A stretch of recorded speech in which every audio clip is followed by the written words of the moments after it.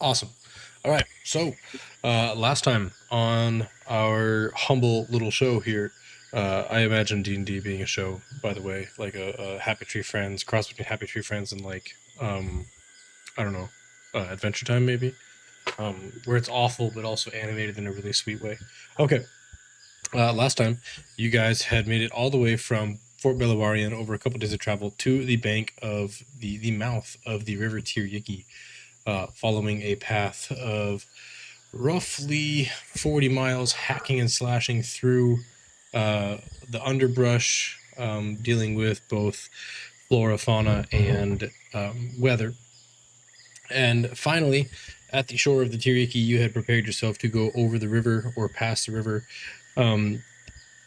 and decided to take a rest shortly before doing so, unsure of whether the river path or floating across the mouth of the river, like the fjord, would be the better route.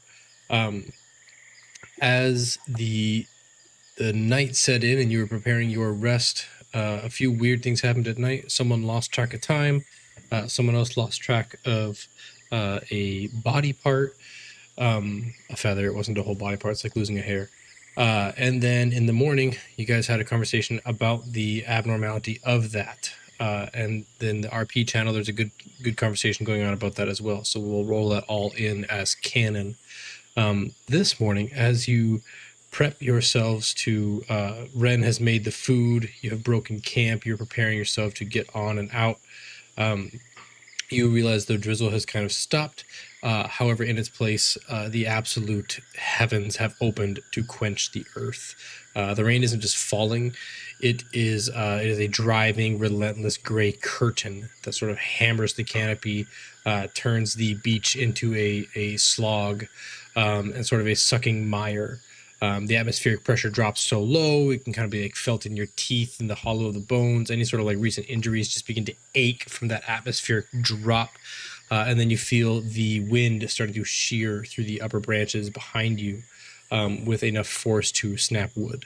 So instinctively, you know the sky is no longer really a viable option. It is a very, very low ceiling. And with that, we'll kind of cut in there, as we have the three of you who are up, able-bodied, and moving, and Jakob, Lorelei, and Sage. I guess they got the stomach bug or something. What did we say originally when we were... someone was gone? We said they had eaten something, Malcolm? I can't remember how long ago that was, but... I mean... They get the durian. Yeah, something from the river would make sense. Yeah, I would say like camping too close to that... can't be too close to the sort of like oily red runoff, whatever. Like for some reason, the other players are unable to contribute, as they've come down with something, so they will be following along, but not in an active participating way. Yeah, I suppose like we'll kind of briefly cut back to Ren prepping the breakfast as the canopies are being doused by the sky, and that's kind of where we'll kick off here.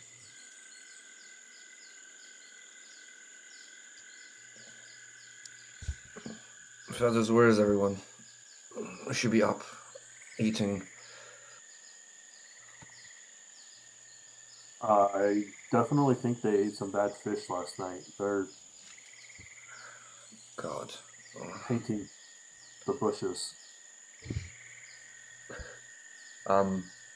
Well, watch the rest of this. I'll go check on them. And I'll grab my med bag, throw it over my shoulder, and go from person to person, checking Sage, checking Lorelei, checking just to see if it's natural, it's a bug, or if it's some type of more serious poison or disease that they've picked up. It seems to just be like exhaustion. It's kind of like you can do your medical check and you see that like there's nothing, like their eyes have a little bit of discoloration, disjunctiva. They have like a sort of just general malaise about their body. They have like a nervous sweat, but there's no fever.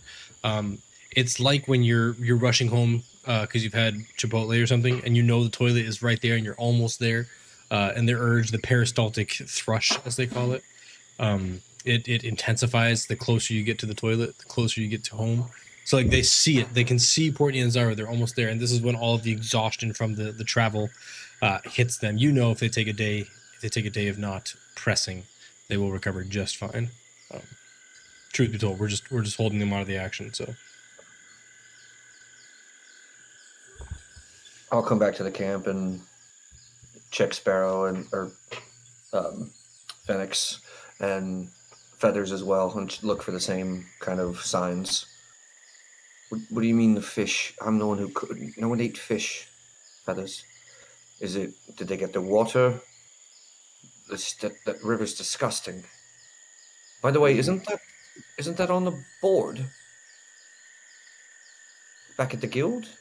Isn't that's on the? Plot twist. Phoenix is the reason they're all sick. That's next on my questions. Don't you worry. I think it is. I think to search this river was on the quest list, but they must have. It's listed as dirty and foul. There's no way any of them went and got their water from it.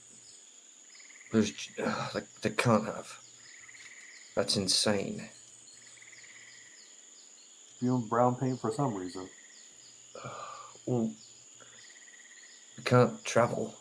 They can't move. No. We're stuck here for another day. Well, could we at least solve that problem? Which problem? The river. That's disgusting. We could try to, yeah. Didn't you came back and said there was something upriver dead? No, I didn't go. It was Lorelei wasn't sure of what exactly it was, but she's passed out. I can't exactly. Sea life had been drugged up onto the beach and was polluting the water, but the river itself is. So I'm wondering if there's something farther upstream. Oh, so the river actually came from further than the dead thing. Right, Thomas, if I understood that correctly? Yeah. That's correct. And what we found was on the beach. But the river itself was tainted before it got to the water. Yeah, so just to reiterate the details as you would remember it, because it's pretty recent for them, not for us. The bloated body of the plesiosaur that had been dragged up on shore and beheaded had these very sizable bite marks around the upper torso and nowhere else. And then it had been like pristinely not picked clean, so like there's nothing ate it basically. And it had this bloody oily runoff coming from its body, but you could also see the same bloody oily runoff coming from something up river from that. So it has the same condition as something upstream, and both are giving off that bloody oily runoff. Are the others sick too? No, Yariko and Lady Lady, is it Mirabelle? I can't even remember her stinking name. Lady Mirabelle, I have it right up on my screen. Both of them are doing quite well, and Guchamag as well. So it seems to have only affected Sage and Lorelei.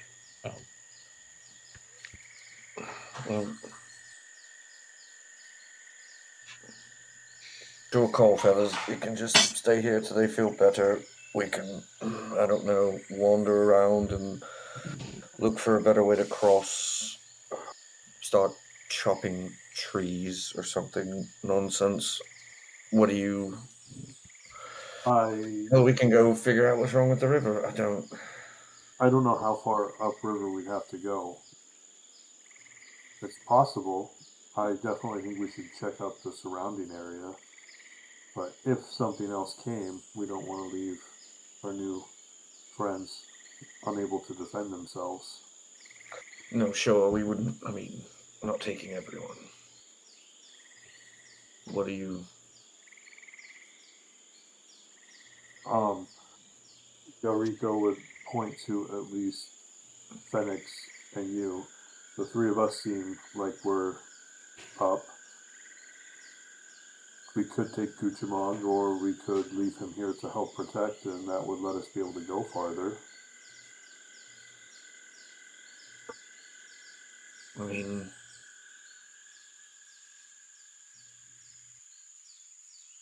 you tell me. What are you? If we get into a fight, it's going to be you and them.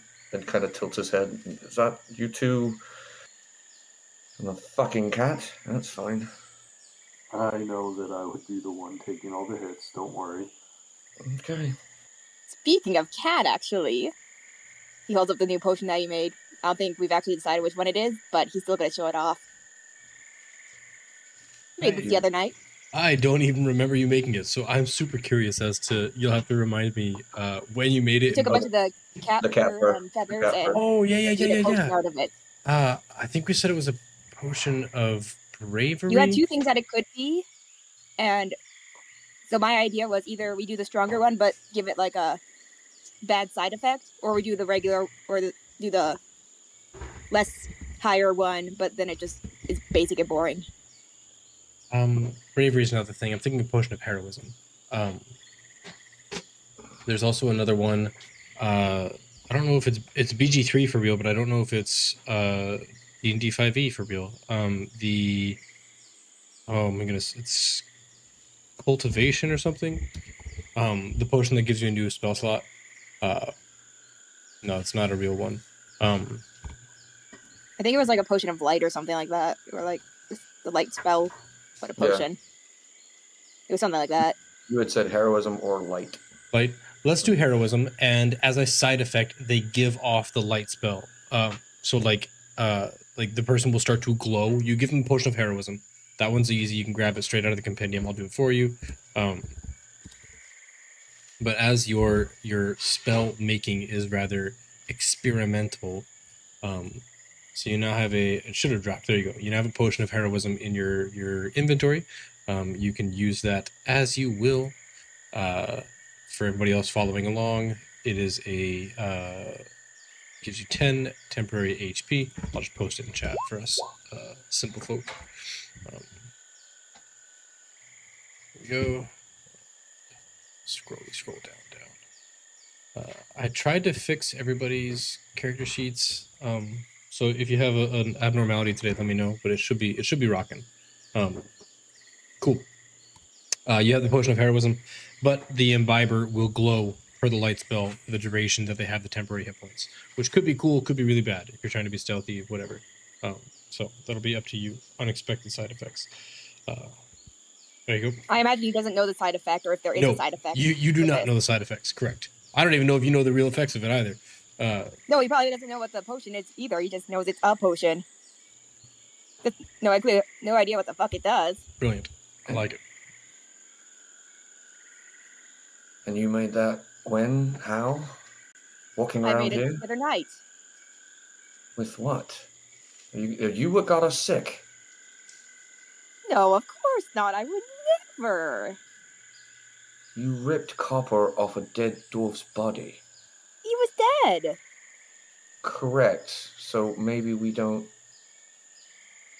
pretend you would never? I would never hurt anyone. I would just take their body parts if they died. Awesome. And no, not asking. Never mind. What do you want to do, Phoenix? Stay here, play with body parts, dead or alive, and leave? Or leave? What do you... Well, I'm not really here to make decisions. I'm more so here just to watch everything unfold. You joined a group on a quest to just tag along and watch? Pretty much. I'm looking for my own things out here. Should I ask? You could.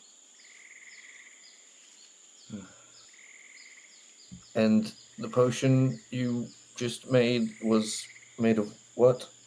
Oh God, why? Oh, don't worry. I just used some fur off that cat of yours. You took fur from the cat. Does it know you took fur from the cat? I seem pretty fine with it. actually surprisingly okay with it. I hope you ripped it off. Never mind.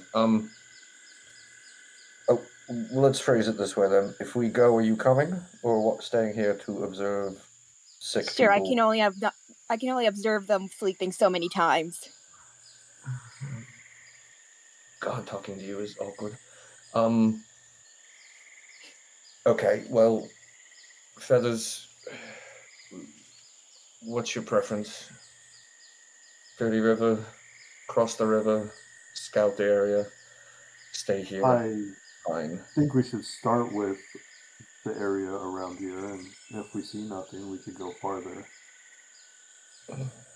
It's fine by me. Maybe the cat will do it. It's about at this I didn't time say that you had to do it. I just asked if you would. I forgot that you had a cat. Yes. About as you reach this consensus about looking around the area, those of you who have traveled, which would probably just be Ren and Yariko at this point. I think Phoenix is still relatively new or nascent to traveling. You notice the sky kind of turns like that familiar bruised plum color as like a squall. You know a squall is coming in. And this hot rain mixed with sea brine, the sort of 1 minute.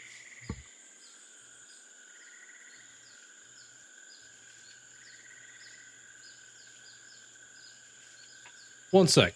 Something broke in the kitchen. Be right back. Sorry.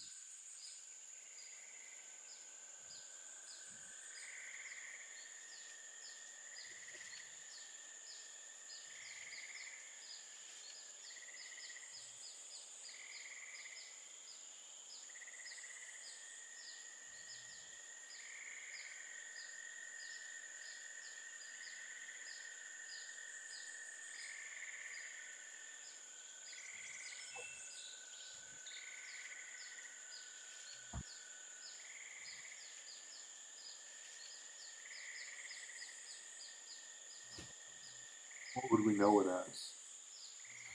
Just something that happens?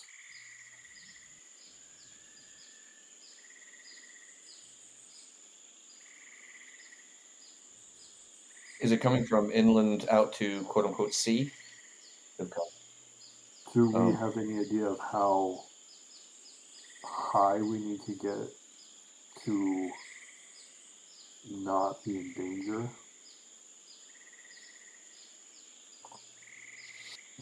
Maybe on that.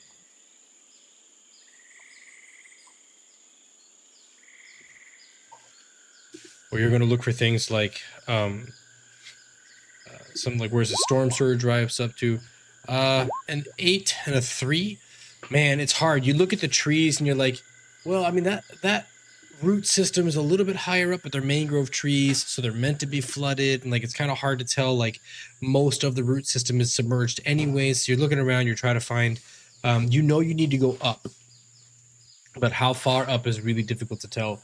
If you head inland, you would probably reach. I mean, obviously, you're not going to find higher ground in the water, so you would have to head inland regardless. That's about as much as you can discern with a combined 11. Strong. Guchamog You will. are more the healer than me, Ren. How would we be able to get these sick ones to move? They're not going anywhere on their own. We're talking litters and dragging and packing up their things for them. We do have 6 healthy people to 2 sick people, so it's possible. Do we know how long it takes for that water to reach from when we can hear it? Every second counts. It's minutes. Because it's a very you're seeing like the floodplains across the river, and those will almost inevitably become a mire. As much like when during the trial of initiative, you have that embankment to the east of you that you just came down. So all of that, the water is going to run down that, and then the water is going to rush down the river in great excess if the rain is going that way at all either. Guchamog will like look at Sage and Lorelei. He's like, I can carry the 2 of them. They're not really moving much. He just like picks them up and he's like, actually, they're lighter than Barn. Put them on the same shoulder. Oh yeah.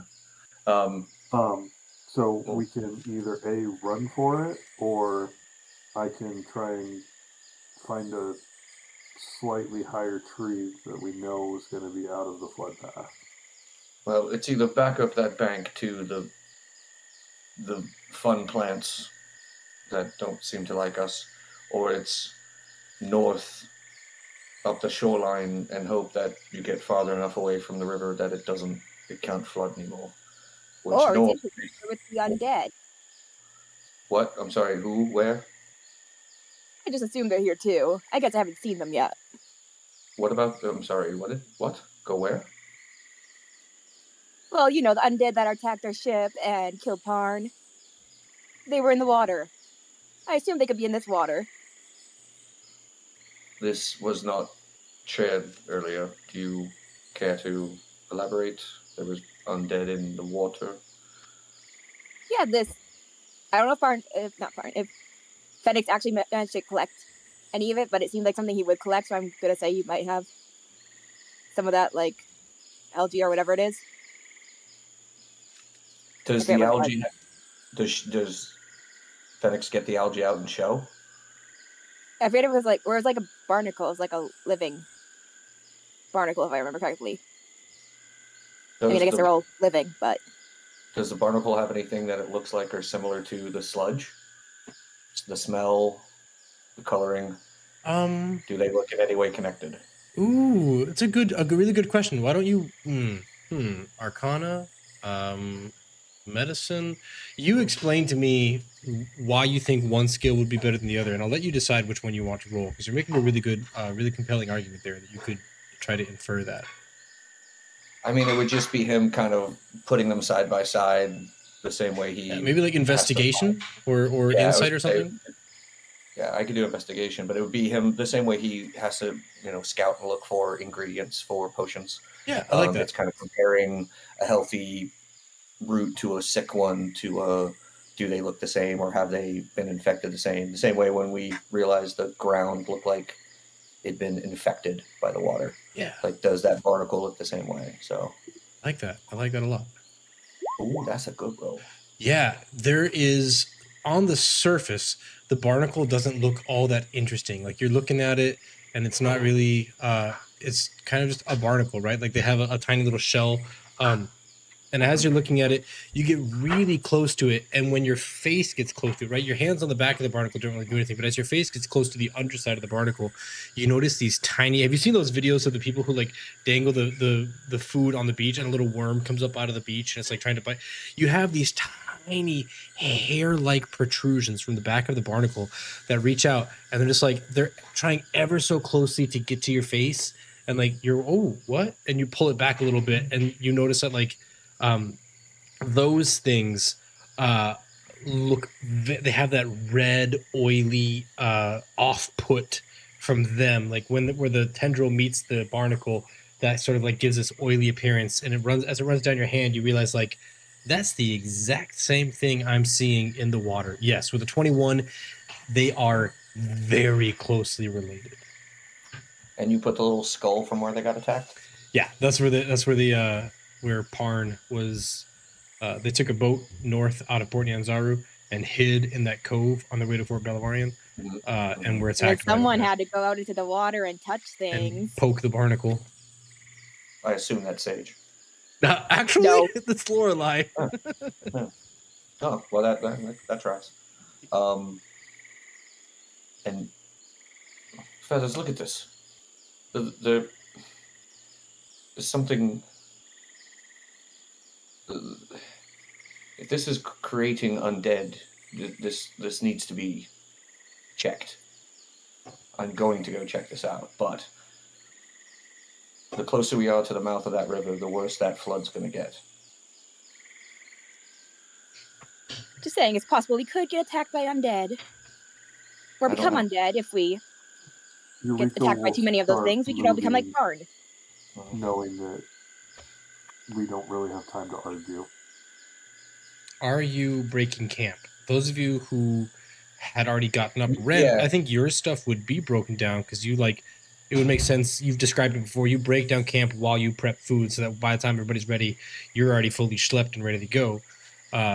Mr. Body could have been doing stuff for Phoenix. I think once Gucci picked up Lorelei and Sage and threw them on her shoulder, I think grabbing their stuff and putting it, like, spreading out between the rest of us to carry made sense. Okay. Then you guys make quick work of heading up the coast, up the shoreline, and not a moment too soon as you hear like the telltale rush, like Arwen when she rescues, just rush of water comes down the Tiryaki, and it looks like a Lehar flow because it's just filled with the stuff that it picked up from the river. There's trees. You see like a giant crocodile getting rolled over sideways in the water as it comes and is ejected into the bay here. And you get far enough, and you're seeing this from maybe 5-10 miles away as you get further up the coast there. And this just like absolute washout of whatever was in the river. And you're able to like kind of get up in the how would I describe this visually?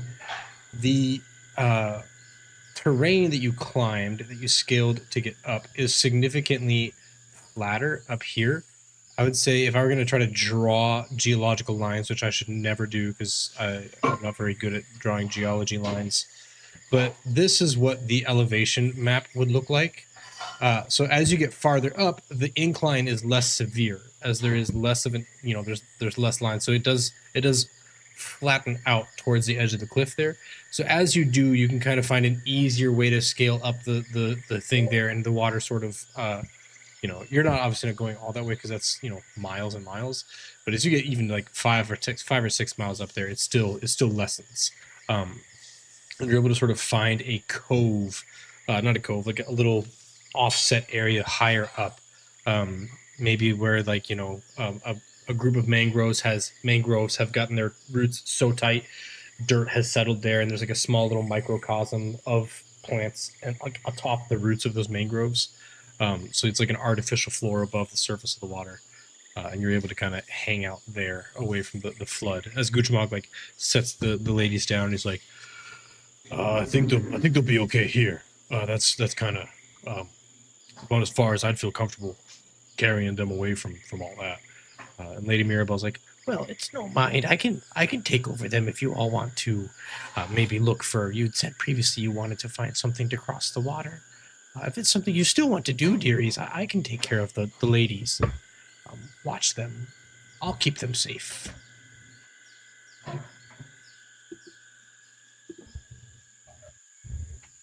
Rico will turn to the rest of the group and do you think we should try and possibly build something? Or just explore a little? I want to find out what's doing that to the river and what's creating those things that Phoenix talked about. All right then. We don't know when they're going to feel better. We hope it's a day. We hope it's, but if they're down for multiple days, then building something now makes no sense.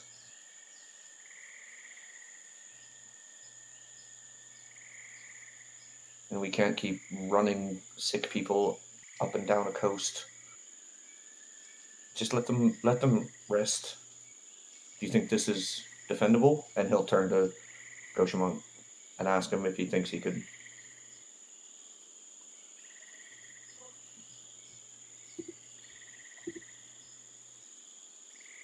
You're muted. Yeah, I can't hear Muted. you. Sorry. He's like, yeah, I think I can. He'll like pull a couple branches down from the canopy and tie it to the root, like to the base. And he makes like a little pod for them to sit in, like a little, egg chair type of thing.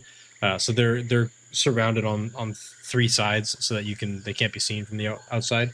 And he gives, and Lady Mirabelle pulls out a wand. And she's like, "Don't worry, I'm never a lady is never without her defenses." She just like point the wand at the entrance and pantomime like, "If anything comes up, get him with the pointy end." Terrifying. Mm-hmm. Yeah, I don't want to be around for that. Feathers, thoughts? Stay, go, but they can't keep moving. I think we should leave them here and we should try and figure out what's going on.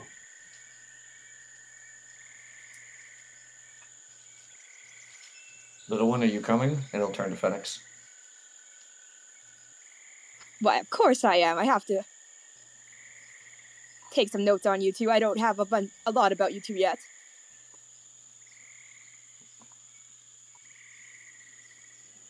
Lovely. Okay.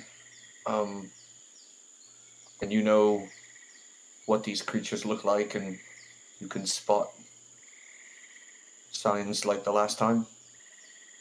Oh, I could. Okay, let's try this again. If you see and spot signs of them again, will you tell us, or will you side with them? And you see he gets kind of bristled. Fennec is just standing there smiling.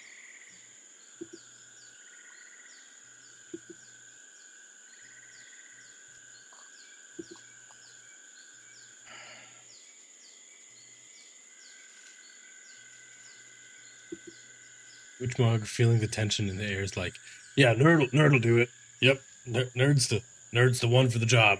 Kind of like nudges, like looks at Phoenix, is like, "Come on, nerd, you're embarrassing me."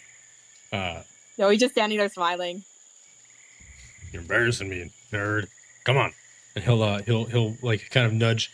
"All right, so you think we should go inland, or I mean, those things were in the water last time we saw them, right? Or should we? Do you want to go back into the water and try to find them, or do you want to?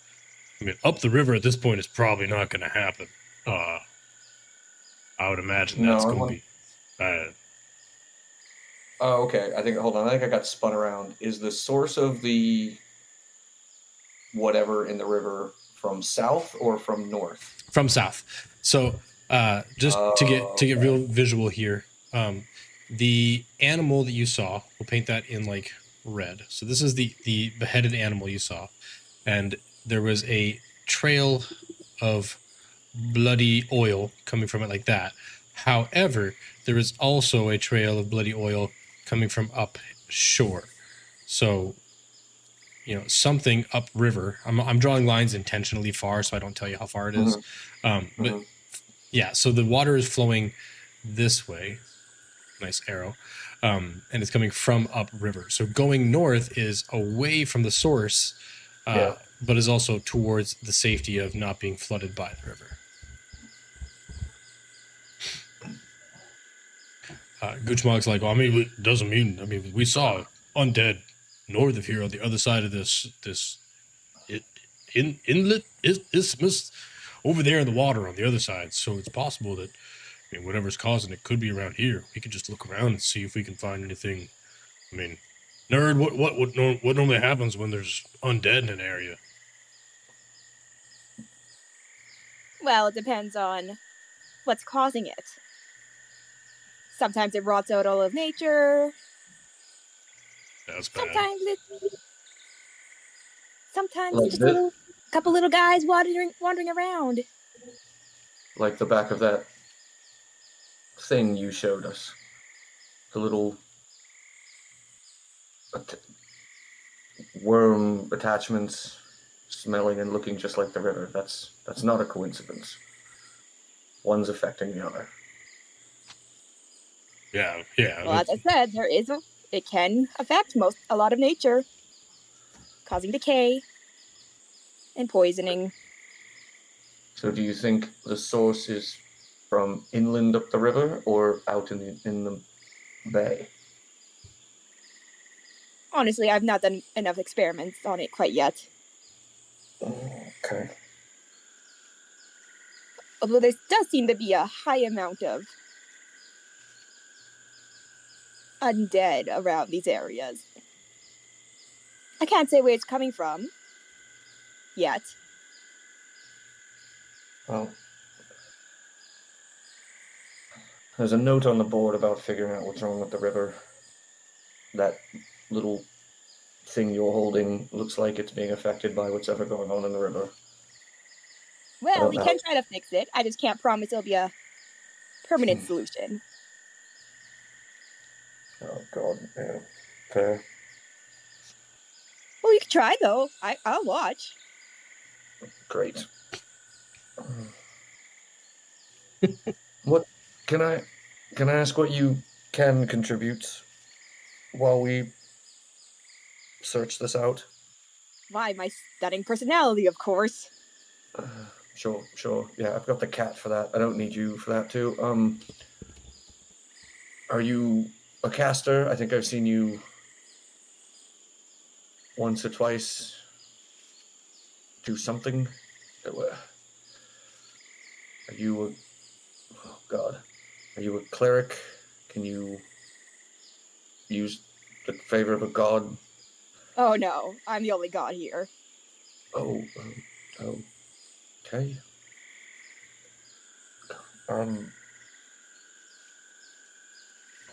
Still really not answering much of my question. What can you do? Obviously, you had goals out here to do things and accomplish things. Was that just going to let other people do them and then you... Well, I'm not much of an explorer myself, if you haven't noticed. I'm not the strongest person. Sure. Which is why I assume there was something else you were capable of, based on your interests. Of course. Yeah. Nerd's got a real big brain. Sure. Okay. And in the jungle, you can help us how? I get it. The witch has connection to swamp, the ground, the grass, even the plants and trees. Lorelei seems to study enough things to cast a few spells, and I just don't know what you do. Show him those potions you've got, nerd. Shoot. Hey, you see that monkey up there? Hit it with one of your potion blasty thingies. I waste a potion? Okay. Do one of your other things, your magic-y things you do. Show him. So there is some arcane side to you, be it potions and alchemist things. He's just being humble, but he's pretty good. He's big brain. Okay. I usually save my brain for my creations. However, you didn't seem very interested in them. No, quite interested in your creations. But we're ignoring that for now, because Yariko, you're being very Um, quiet. What is Yariko thinking during all this, or doing, or why is Yariko quiet during this exchange? Completely honest, I was dealing with something else. That's why I You're wasn't okay. talking. No, Sorry. I'm not accusing you. Yeah. I'm wondering if Yeah, there's something fun. No, I was doing something else. I'm sorry. No worries. He would genuinely be interested to know exactly what Phoenix could do also. yeah. Not in a I'm going to attack this person kind of way, but like, what can you do? Yeah, more of a how to contribute if we take you kind of curiosity. Yeah, tracks. It's a good thing to know about the people you're traveling with. Well, as you guys are having your discussion, as you're going along, and you are kind of, I'm assuming you're walking away from their like resting place and going towards some other form of locations you can be adventuring or exploring the area around. Are you heading up the river? Are you heading towards the last place you found these undead? Are you heading inland? What's your like your vector?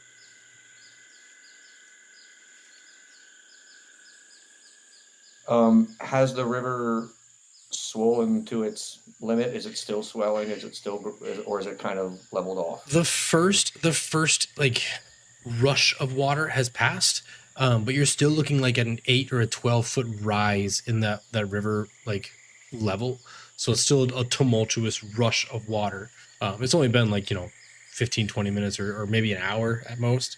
So the primary swell of the river has slowed, but it is still, you're still in like a tropical storm level of wind. So all of this conversation that we're having is actually held at like, what do you do? As like it's a torrential downpour.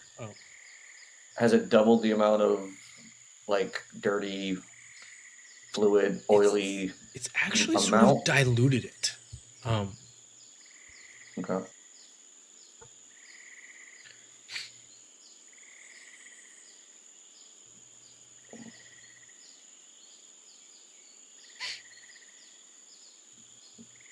Tell you what, Phoenix, we're gonna go check out which direction, one direction or the other, for this issue with the undead.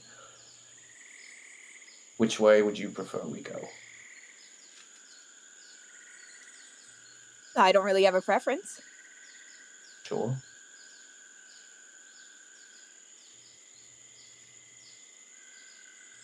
Would you rather stay here then? Oh no, as I said, I can only watch him sleep so much.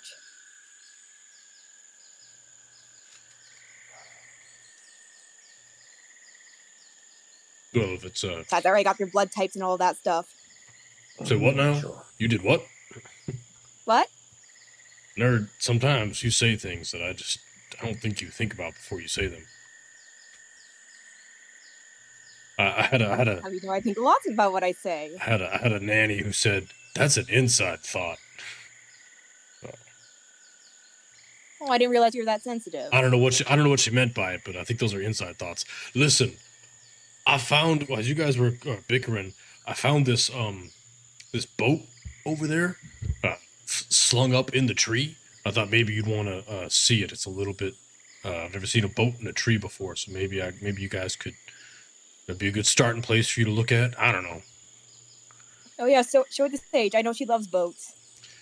I don't think that's true. Also, Sage is throwing up, so maybe That sounds like a her problem. Why don't you guys come look at this boat? Again, I found it up in that tree. Maybe it would be beneficial to us. We do need to cross this water eventually. And if you wanted to go upriver and find out about that undead thing, well, this would be a good way to do it, is to have a boat. Lead on. All right, yeah. Well. He'll take you. It's maybe serendipitously like a 5 or 10 minute walk through, because he's already cleared out the path and kind of like gone through it. So you're ducking down. He's a pretty big guy. So if you're larger than him, which I don't think any of you are, Yariko, you're the only ones I would imagine would be like super tall. How tall is Birdman? By the way, Aarakocra are typically between like 5'2" and 5'6", so they're not typically super tall.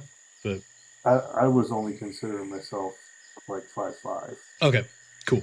So Gujmog is by far the broadest and tallest of the group. So as he walks through this clearing, he has to kind of like hunch down, but the rest of you are able to follow behind him in a matter of like 5 to 10 minutes. And sure enough, as he described, there is this kind of like a boat, and it's very weird in that it's made of like this. I wrote down the details on it somewhere, but I can't seem to find them anymore. It looks like a wreck, right? There are holes in the hull. There's no oars. It's made of this like petrified cedar wood. It has like these. It has like a cedar wood rail on the top, and then pieces of it are missing, but you can almost see like it's made of glass or something on the side. It's just a weird looking boat. It looks a little bit arcane. I think it is maybe 8 or 12 feet up off the water in these trees, but because the water has gone up a lot, so it's only about 5 or 6 feet up off the water right now. And Gujmog's like, I mean, it doesn't look the best, but I think maybe we could just patch up those little spots. And the form seems to be big enough to carry all of us if we could just make it shipwright or water ready again. We're not going out to sea. We just skim along the river and go up the river Tiriyuki. You want to help me get it down? Well, you're gonna get it down into the water while it still has holes in it? No. You know what? Come to think of it, it'd probably be better repair it up in the tree. That's probably like. Am I able to fly in this, as you said, monsoon type? You can. You cannot sustain flight between turns. So in a heavy rain, all flying that is non-magical, you have to land at the end of your movement. So you could 100% fly up to the tree, but you'd have to land in the tree, and you could not like hover next to it. I would like to fly up into the tree, or more specifically the boat in the tree. Yeah, so it's very heavy rain, so you have to like put forth a lot of effort to flap your wings high enough to get through the sheer force of the wind and the rain. But you eventually clamber your way up to the boat. It appears to be a boat large enough for about 8 people, maybe 8 or 9 people if someone was willing to stand instead of sit. There's no mast. It's definitely like a river boat of some kind, so you'd have to row to get it going. In the stern of it, or in the back of it, there is a console. Less so like I don't know how familiar you are with boats. It's not like a center console boat. It's more like a small table where the person at the back of the boat could set out a map while the rest of the team rowed. And that console has like a few scattered bits and pieces to it. But yeah, it looks to be like a pretty well-made boat. It just has some holes in it.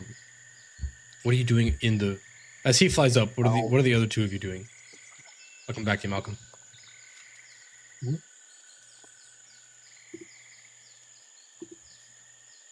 You land in the boat, and the tree kind of settles with your extra weight, but you're not very heavy, though you are carrying a lot. You notice there's no branches coming through the tree. All the branches seem to have grown up around the tree, or like the tree was set down in without like puncturing. So it's just neatly cradled up in the tree. Ren and Phoenix, as he flies up there, are you guys doing anything differently? I'm more looking around to see if anybody has or brought rope. I don't.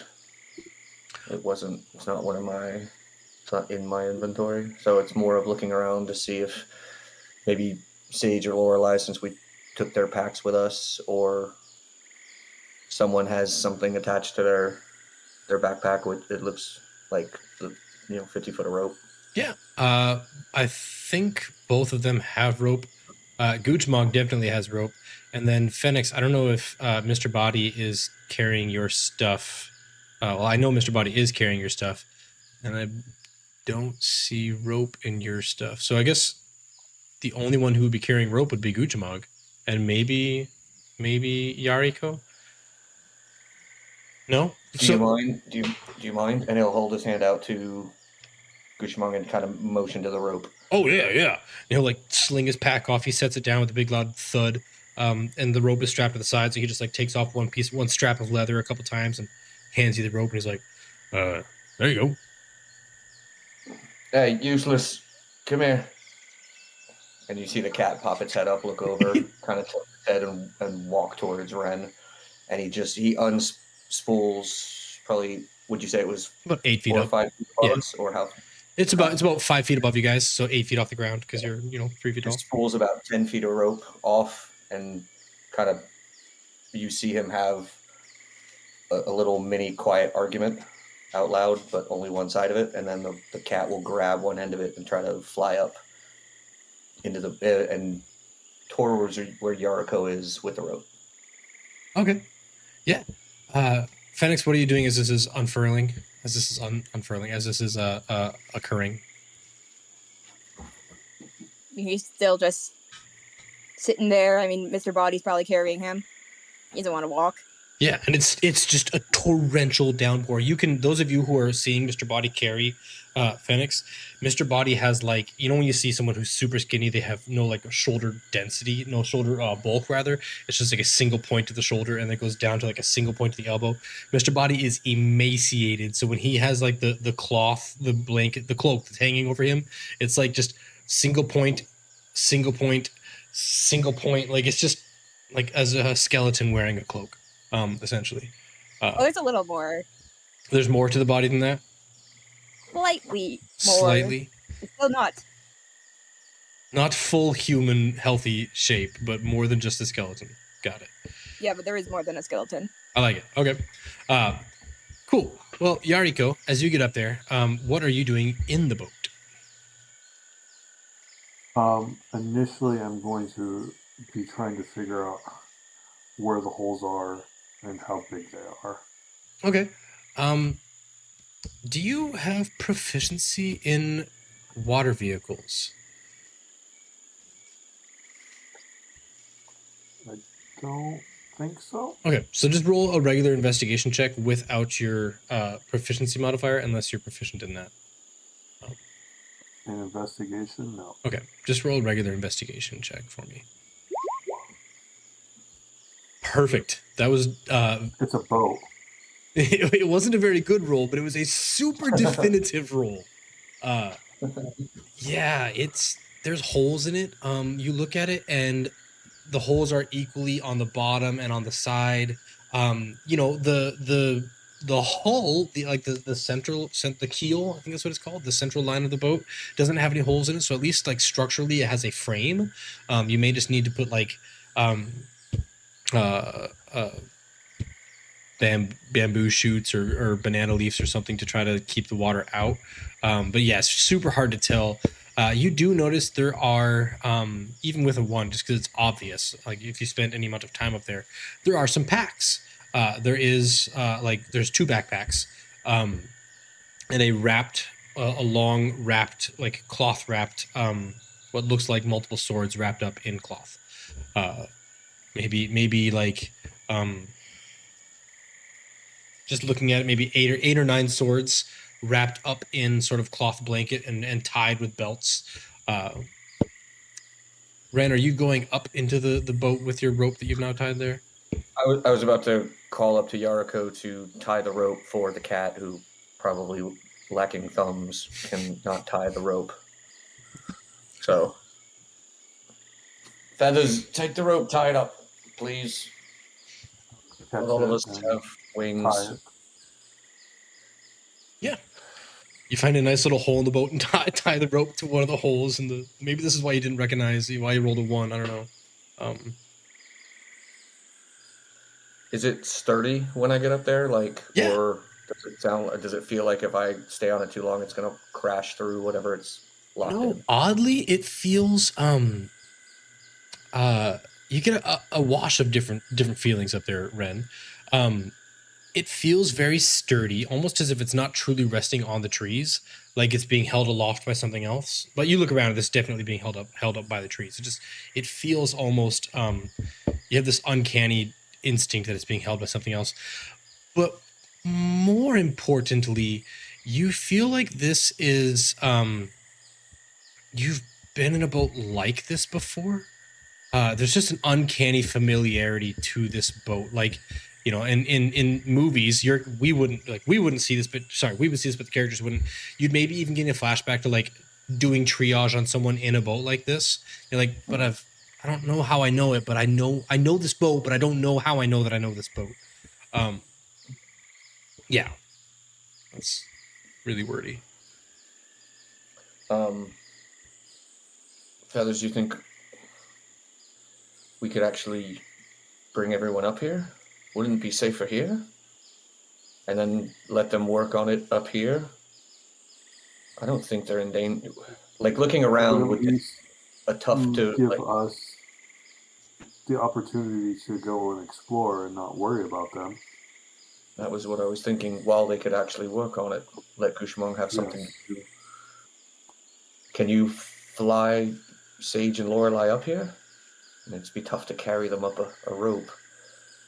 I can probably help the other two. Logistically, you could easily hoist them up. It's only like, I mean, it'd be like lifting a 150-pound box above your head with all of you guys helping. And they're not like, you know, completely useless. They're just not feeling well enough to adventure with you. So right now, is it just Yariko and me in the boat? And the cat. Okay. Feathers, you're missing something, right? It's been bothering you. And he kind of points to the area with the missing feather. Yes. A moment was taken from. Well, you don't think. So the little one seems to like to take things and make potions. You don't think.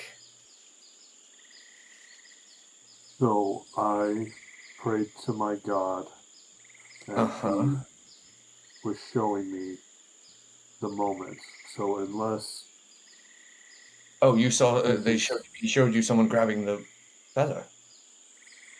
Unless he can make my God not see, it was not him. Feathers, he's clearly a necromancer. You don't think he can do something to obstruct?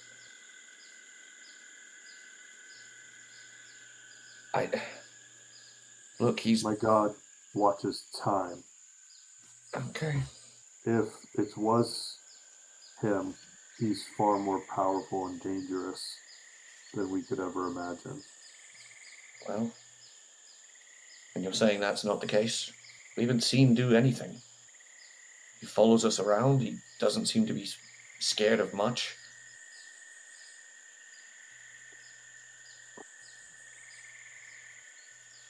This force will kill all of us in a blink, and he seems to just be happy to wander around behind us. Something's not right. Now, it's our job to get him back to Port Nanzaru, and I'm going to, but I don't like not knowing what him or that thing is. What him or that thing can do.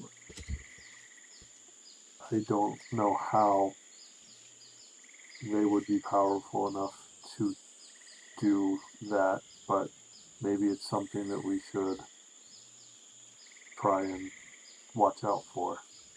Well, you saw what happened to the bard. He didn't even blink. He just walked over and broke off pieces of copper and put in his bag and walked away. No reaction, no fear. 3 hags' feathers.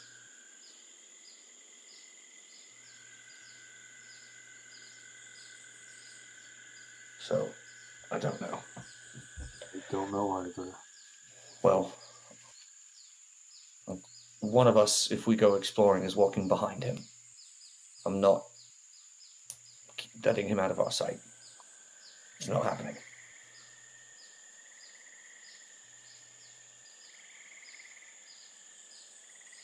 So let's just get everyone up here. The 3 of us will go explore, but one of us has to keep an eye on him and the thing carrying him, or coming with, or whatever that is. Fair enough? Yes. Okay.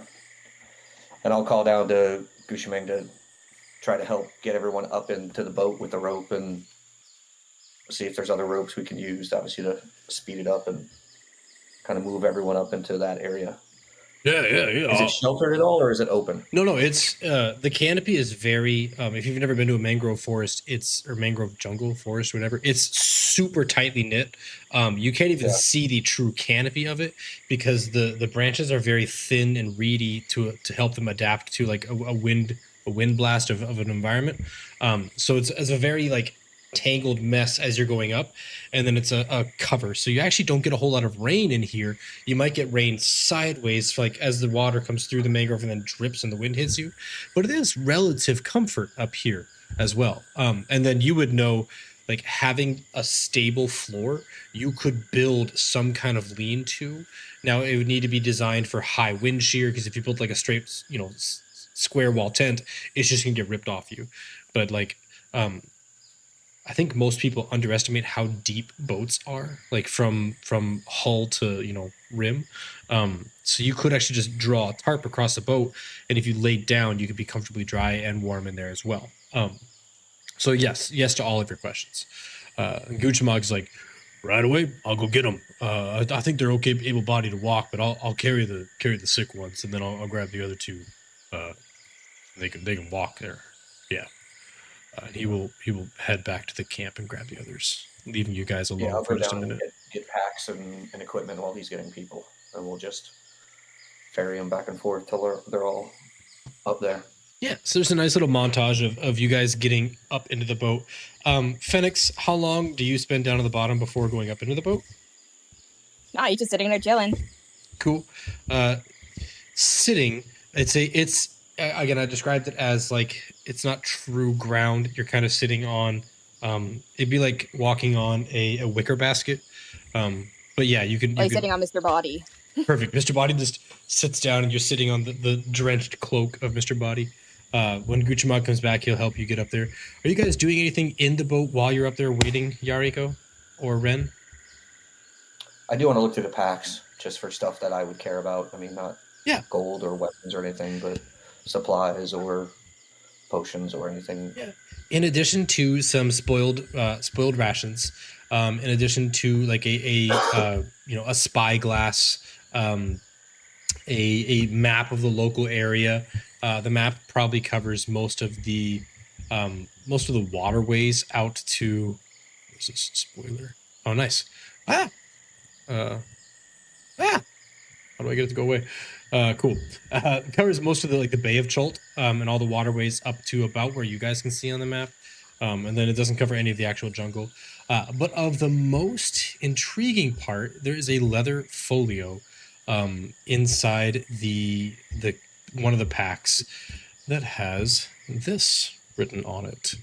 I put the actual text as well as the image of it so you can see this encoded message here. And you see what is called Project Sunset Petal. That is, again, a leather folio closed and wrapped and bound. And then inside that, when you open it up, is this piece of parchment. And you can tell that someone recently tried to set it to fire and then abandoned that quickly. Yeah. And then again, in addition, you find like a number of torches. Everything else seems to be rotted because it was not protected properly in this pack. The weapons, you just find 8 long swords. There's nothing fancy about them. It's just 8 long swords. Can I get you to roll, since you're the one doing it, can you either roll, I think perception would make more sense, or investigation again. I'm not going to rule as lawyer it. We're just trying to see a general feel for how aware you are as you're going through the pack and as you're going through the boat itself. And Not bad. Not bad. You recognize the swords have the flaming fist emblem, like in the either in the pommel or in the crossguard. They have like the flaming fist. It's just literally a fist that is on fire, in either the crossguard or the pommel of those swords. Yeah, Rico, what are you doing while this is going on? Sorry, I'm not trying to like jump away from you, Ben. You had good momentum, and I feel bad usurping that, but I want to make sure I. No, you're good. I would have looked at this for probably a second and realized there's no way I'm not gonna figure it out, and like just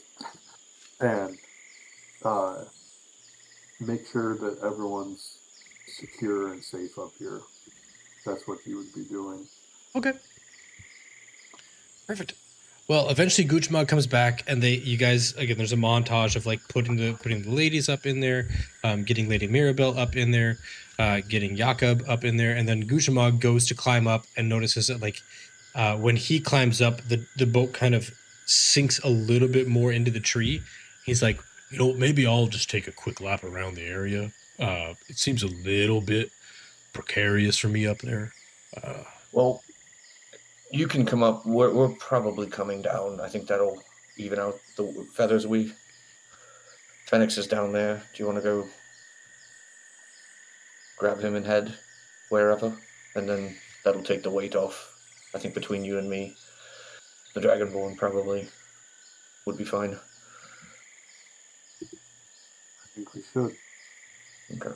I'll start climbing down and waiting for the cat and Yariko, and then kind of nod my head in the direction of the boat to Guchimang to go back up. Okay. As you put your hands on the edge of the boat to go over, and as you're scaling over the side of the boat, you notice these very fine carvings along I don't know the true mariner's term is for it, but along the edge of the boat, there's these very fine carvings.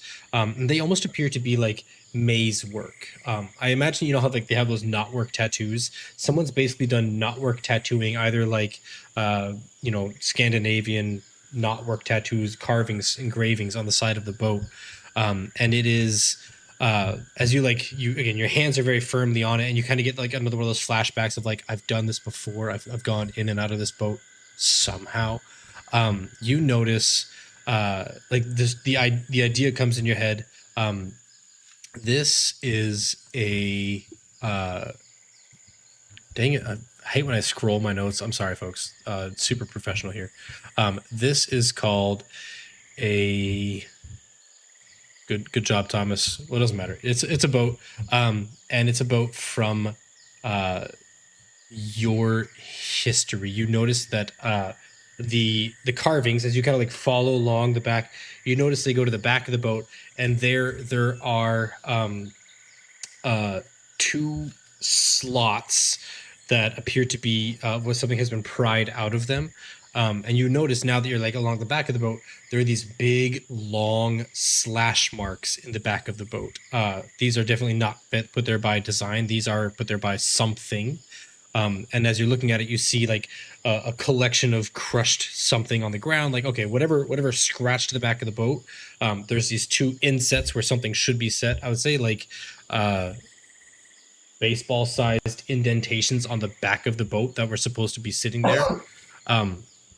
And again, something scratched the side of the boat and landed on the bottom, and then you can see lightly a track running through the jungle away from the boat itself. Doesn't look good. So the boat is missing something that looks like it got scratched off and dragged away. Correct. Sorry. No, that's good. Much better summary of that. Yeah. That's what I gathered. Okay. Does the boat function without that thing or those slots missing? Does it? Or does that ruin the you can make a history check if you want to try to find out if you know anything about those orbs, or maybe you're trying to filter through your scattered memory. Yeah. Oh, well. I hate soft locking campaigns. 17 is plenty good. For the word star core. seems to like star core. I'm not going to type that out super fancy. The word star core seems to come to your mind, and like the boat is still a boat in the same way that a lantern is still a lantern even without the candle. Like it functions. You just need to have the wax inside or the oil inside. Like you could put a candle in there, but if it's a lantern that has a wick and oil, it'd be a lot better with the wick and oil. But you still could put a candle in there. This boat is still a boat, but those two obsidian orbs that are supposed to sit in the back of that, those softball-sized orbs that are supposed to sit in the back of the railing, it really needs those for it to really be. And that's when like the name hits you. This is. What is this? This must be like a ghost cedar. Why is that word in your head? A ghost cedar boat or a skimmer, a skiff skimmer. Like there's just all these words that are kind of like flapping through your head that you really can't put like a finger on. But those two obsidian orbs that are missing, they're important for its secondary function. Feathers, you seeing this? And I'll call him back to the back end where there's something missing. And I think it's for function. I think with this, it's more than just a floating half egg with people in it. So maybe we go find wherever this went. Yeah, we can clearly see the trail, you said? Yeah. In fact, as you look over there, Yuriko, you see there is a maybe 20, 30 feet out, there's a dead body like in the thicket. Looks like he's maybe trying to crawl back towards the boat, or like his body's kind of splayed out. It was hard to see him originally because he's wearing like a cloak that is the same color as the like he's wearing like a ghillie suit essentially. And now that you're following the trail along, you see like, oh, that's not natural. Oh, there's a dead body there. Yeah, you see him off in the distance there. I pointed out to Ren. Well, change your plans then. So First you, we me, and investigate that, and then we you, me, try and the little one find- head to. Yeah. I guess we can figure out where the undead and the filth in the river are another day. Maybe we come back with someone who, I don't know, wouldn't kill us for our body parts.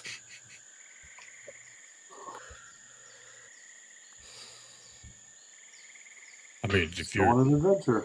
yeah, if we're going to go find those things, look at the claw marks on that guy, and you now see that like Guchamog has like he's using the hilt of his sword or something, and has like 12-inch sickle claw gouges in its back. He's like, I mean, whatever you guys come across, it's my job to make sure that these guys get back to Port Nyanzaru. I am the sponsor. I got to make sure they don't die out here. I'm coming with you. Sure. Yeah. And if you were capable of that, Feathers and I wouldn't have been sent here, so... To be fair, I don't think you guys were sent for them. I mean, the guild didn't even know they were coming back on foot. We were sent for anyone who couldn't return or was struggling See? to return. And that's not my group entirely. But we're glad Where's the bard? They're in the tree. The bard's in the tree. You brought the dwarf with you. No. The dwarf was like a fighting man. Yeah, he wasn't a bard. Listen. Why don't we just follow this trail? Oh, yeah, that's right. Lorelai's a bard. Sorry. That's okay. No worries. You're good. It doesn't bother me at all. Yeah. So he'll actually get down. He looks at the dead body there, and he's like, "Hey, this guy's got the fist symbol too. Look." And he'll like roll him over, and you can see like underneath his mangrove ghillie suit, he has the flaming fist tabard. I didn't realize the fists were out here this far. Seems kind of odd. But I guess they did say they have adventurers in the jungle. Makes sense. It tracks. All right, so we're gonna go follow that trail and try to find those orb things? Yeah, I assume the rest of the other 4 will be safe here? And he looks back and like even he struggles to find the boat for a second. Yeah, I think they're good. Oh, there they are. Hard pan to Lady Mirabelle up there with her wand. I'll blast a motherfucker. That tracks. Naked too, probably. She is. Yeah, she is. Good call. Yeah, that's awful.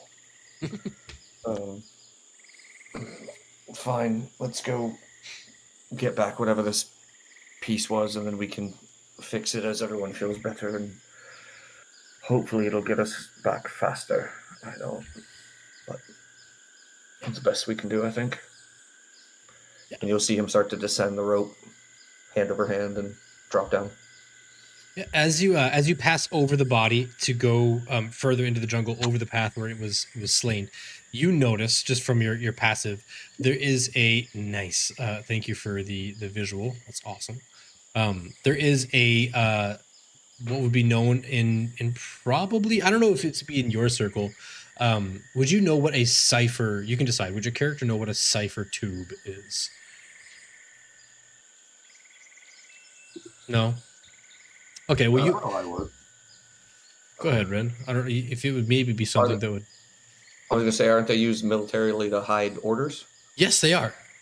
Yeah, then Ren would know for sure. For sure. Okay, so you find a cipher tube, but it is broken, and it has the same sort of very clean slash mark on half the tube that the is on the soldier's back. So. Something, whatever killed him, broke the cipher tube. And took the cipher inside, like it's a container? Possibly, yeah. Okay. I just realized I left that. Cool. While we travel, I think I kind of mentioned it to Yariko, like, Ren is 100% behind Phoenix. Like, I don't know where Yariko's walking. It's not my place. I don't know where. I assume maybe one of them's maybe up front. Gucci-Mong, I don't know, but I'm behind Phoenix. Okay. Yeah, Gucci-Mong would definitely take lead if nobody else wanted to, because he's a big dude and he's cut out for that. But if you told him like, hey, Gucci-Mong, hang back, I'm gonna lead, he'd be like, yeah, cool. I'm just the sponsor. I'll do what you tell me to. So it's up to you guys where you want him to march. I envision almost like, we're neck and neck in the front and then strung out behind. Yeah, Phoenix in the middle and me bringing up the back kind of. Well, Phoenix is going to try to stand beside Ren just because he likes pissing people off, and he's just going to stare at him. Phoenix, my job is to protect the group. Please stay in the middle. Oh, I will stay right here. I'll be fine.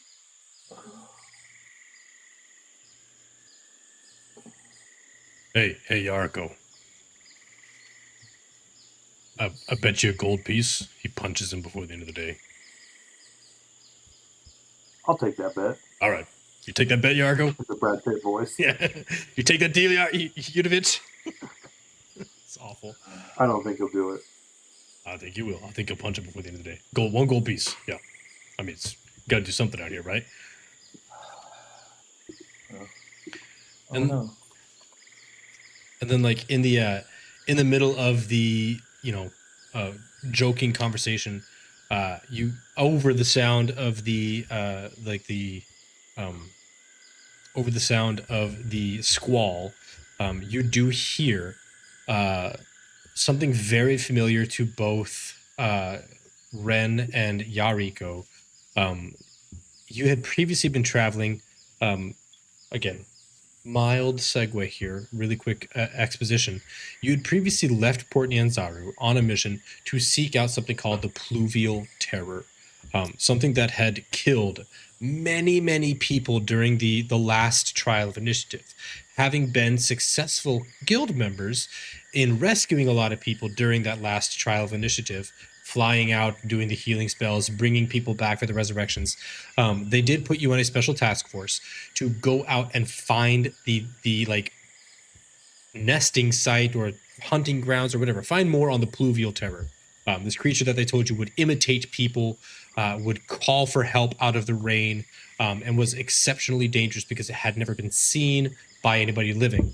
Even those who you revived who had been killed by it couldn't provide testimony on what it looks like. They only described that they heard somebody calling for help.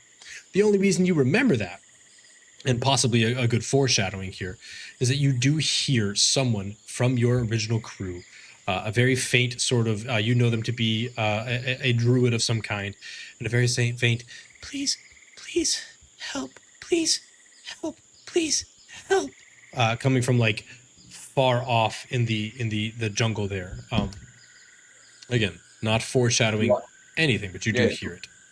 Do I know them to be dead? You were separated from them when the last time you crossed the river, and then you guys went kind of like the southward way towards Fort Belawarian, and they went north. So it's possible they could be here. You don't know them to be dead. You did not see them die, but you were separated from them on your exposition.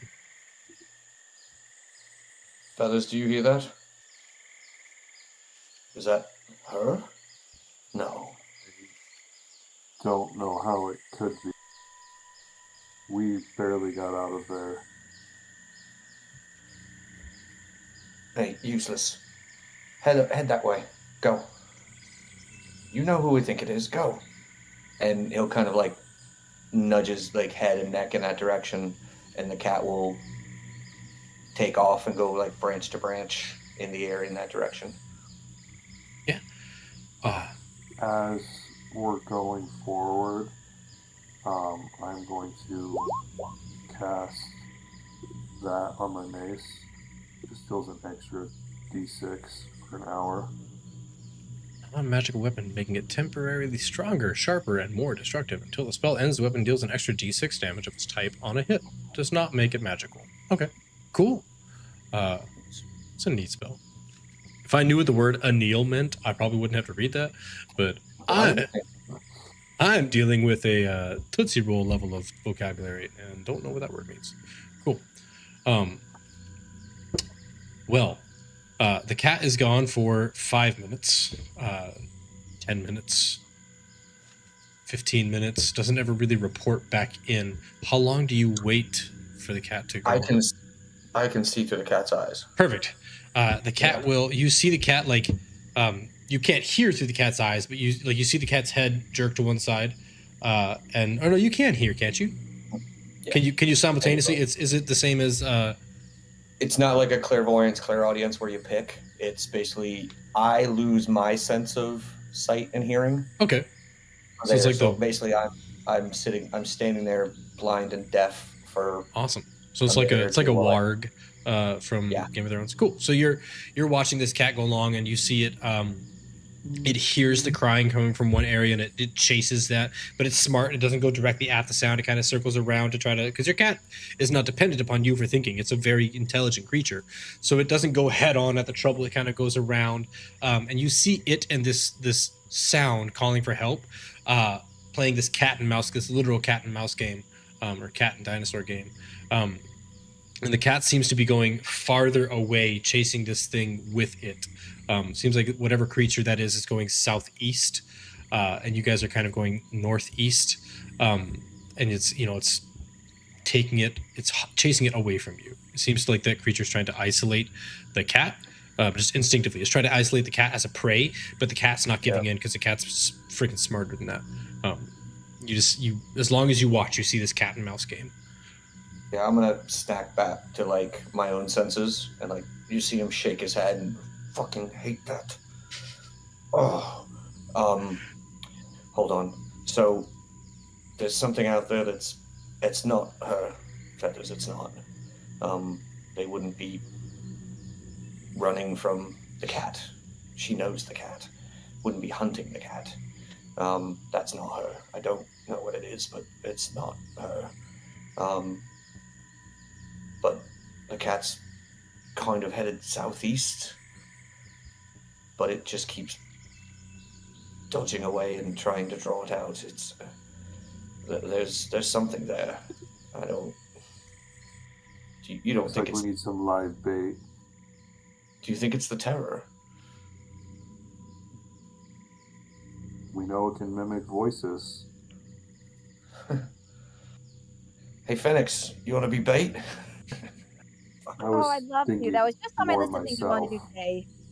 Hey, what else are you gonna do? You can ask it its blood type. Why would I ask when I could just take? Well, there you go. Just walk out, hold your hand out, ask it for a bit of a sample, and Oh no, we'd have to bring it down. Oh. Kill it. Wait till it sleeps, like you. Uh-huh. And you have ways to bring it down or make it go to sleep? Oh no, I am merely just a little half elf here on a little expedition. I can't do anything much. Uh-huh. God. It's the job. Do the job. It's the job. Do the job. Just do the job. I can be the bait. Just bring it home and then never have to worry about him again. Just get them home. Okay. Guchamog, are you ready for this fight? See, they sent me out to go hunt the baryonyx after it messed you guys up and killed little wolf boy. But I'm supposed to keep you guys safe. Listen. You want to do it, we'll do it. Then. You want to do it, we'll do it. I guess if you're gonna do it, I'll go do it. But I just want you to know that it might end really terribly. Are the tracks of the missing component in the same direction as? They're not. Okay. So let's do this. Let's follow the tracks, get the item back, but keep the cat close enough to maybe warn us if it decides to come back. I don't want to hunt this thing. There's 3 of us and whatever the hell that can do. I don't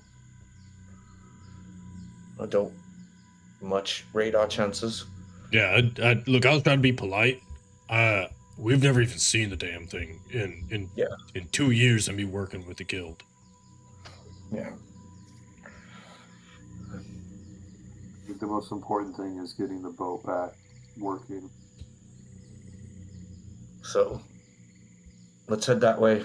I'll tell Useless to stay between us and where it is, and maybe we get a heads up before it comes after us. You said it mimics people? Well, it keeps calling out like a friend of ours, and it's not. You don't think it's gonna call out to the group and they'll get sucked into it, do you?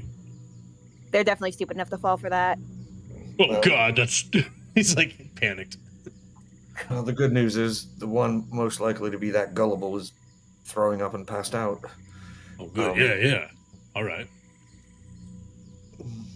Do we want to bet on it? Do you want to go back and take care of them?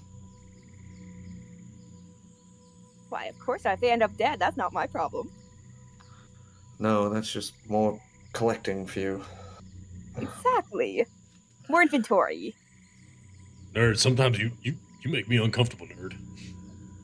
Guchamon, you brought a scavenging vulture on your trip. You realize this, correct? Listen, their parents paid me a bunch of money to make sure they were safe and that they got in with a good group because they're doing this like study abroad thing. They vouched for you, nerd. Come on now. Like, they don't even know me. All right, well, their parents sent them into this jungle. Well, I was going to go either way. Paid for them to go. Wait, just think how bad it would have been if they didn't pay for them. Think all the crimes they would have committed. He realizes like he's giving a very poor argument in favor of Phoenix, and he's like, you know what? Let's just go get those. Let's go get those boat parts. Oh. Okay. Well, if maybe we keep the thing distracted and it doesn't go back to the boat, but I'll tell you if the cat thinks it's going back that way. All right. Yariko, can you track this thing for us? Creature or No, not the creature. The No, thing no. that took the boat parts and the. I should be able to. We need the boat parts back. I know it's raining pretty hard, but if you can just find where they took those things, so we can get them and get the hell out. I will attempt to start tracking. Yeah, roll a survival check. DC is pretty high because it is pouring rain, but I can't see yet. A 9. So you find the general area, like you find tracks, but you also find lots of nature tracks that are like also in the area. After maybe 5, because I hate soft locking campaigns where like you're looking for the tracks, you find no tracks, go home. Campaign. I hate doing that crap. It's really, really bad move, so I'm not going to do that. You do find the tracks. It's just a matter of how difficult it is to find them and how tired you are in doing so. It takes you the better part of a day, and as you approach the afternoon, so you would have had to like spend time drinking, spend time eating, sit down and rest a little bit. You finally come to a sort of like a lowland basin. Or an upland basin, so it's a little bit lower around. The water's kind of flooded the area, and in the very middle of this basin, you do see that there is like an invagination of the ground and sort of like a hollow. And occasionally, you see a head poke up out of it, and it's one of these little Deinonychus dinosaurs. They poke their head up, and they kind of like look around the area, and they poke their head down, and then they poke their head up with an egg in their mouth, and they walk to a different part of the nest, and they put the egg down. And what you finally notice is there's maybe one of these every 5 or 6 seconds. They just poke their head up and kind of go across, and you notice that the what you're expecting to find, Ren, as you're seeing the scene play out, the eggs are a very dark, circular orb-ish material, and it does look similar to the orbs that you're expecting to find in the boat. So you would assume the tracks lead to these dinos, and they do have the very typical claw that could have left the slash mark in the victim. All signs point to these being the creatures that stole your. How many does it look like there are? It's hard to tell because it's a hollow, and you only ever see one of them poke their head up at the same time. Yeah. How long do you it's the question I'm looking for. How long do you observe them? I mean, I think when we come to the area where they're kind of all over the place, it would just be like kind of stopping, looking around to just kind of try to gauge the scope of it, like how big of a, I don't call it a colony, but a grouping it would be. Yeah. Well, I put you on the map, and it should have at the center of the map. You can see that crater, and that is where they keep poking their head up out of. So you see them in a matter of like 5 minutes. You see one. Where's my change layer? You see one poke its head up. They don't ever like come up out of this crater. They just poke up here and walk up here, and then duck back down beneath that crater. Maybe 5 minutes of that. I don't know how long you want to watch. Yeah, but we do see a black orb or two. You see them carrying eggs occasionally. They'll pick up an egg and they'll move their egg to a different part of the nest, and then you'll see they'll see them throw dirt out of the nest or throw water out of the nest because like they're making a more insulated place for the eggs to rest.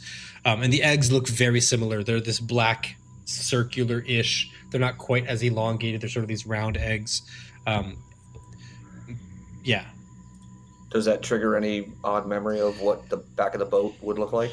The back of the boat would have these obsidian perfectly smoothed spheres, like a bocce ball with these concentric rings on them, and you can set them into the back, and the memory comes back. Setting those orbs into the boat causes these float skiffs to literally rise above the water. So it didn't matter the flow of the river. It didn't matter whether the river was deep enough for your boat. It didn't matter technically if you had holes in the boat, because your boat would just rise slightly above the surface of the water and kind of hover. But you had to have, there was a ritual to bind the stones to the boat, and you needed to have the 2 stones for the back of the boat. And these creatures occasionally, yeah. You do see one of them jump up like a little, maybe an owl mirage. Do you guys know what an owl mirage is? I think they only introduced it for this campaign. Maybe it's been in the monster manual for longer. This is an owl mirage. A bunny corn. These cute little bunny corn creatures. You see one hop across the area, and one of these Deinonychus jump out, grab it immediately, break its neck, and you see 2 more pop up from inside the nest. Just because you're watching for a long time, I'll show you more because you're like being strategic about it. Oh, computer crash. 2 more of these things jump out, and they all start like fighting over this Almirage body, slinging it around. They ended up ripping it in half, and 2 of them jump back in, and one of them didn't get any. And that one, runs off into the bush around, or the puddles around. Disappears. So yeah, you see, there's at least 3 of them in that nest.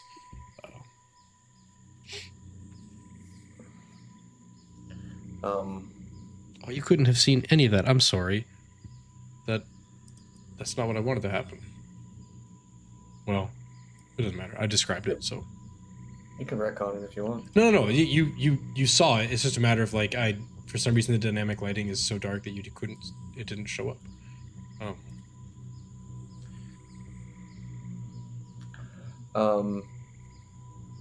And the cat is back by now? Or is it still? It's still playing cat and mouse with the thing. How long do you want to let it, or do you want to call it back?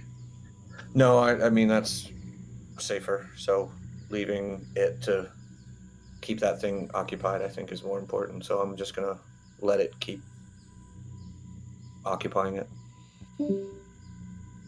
Uh-oh. Oh, Malcolm dropped off entirely. Nice. Hopefully he can come back.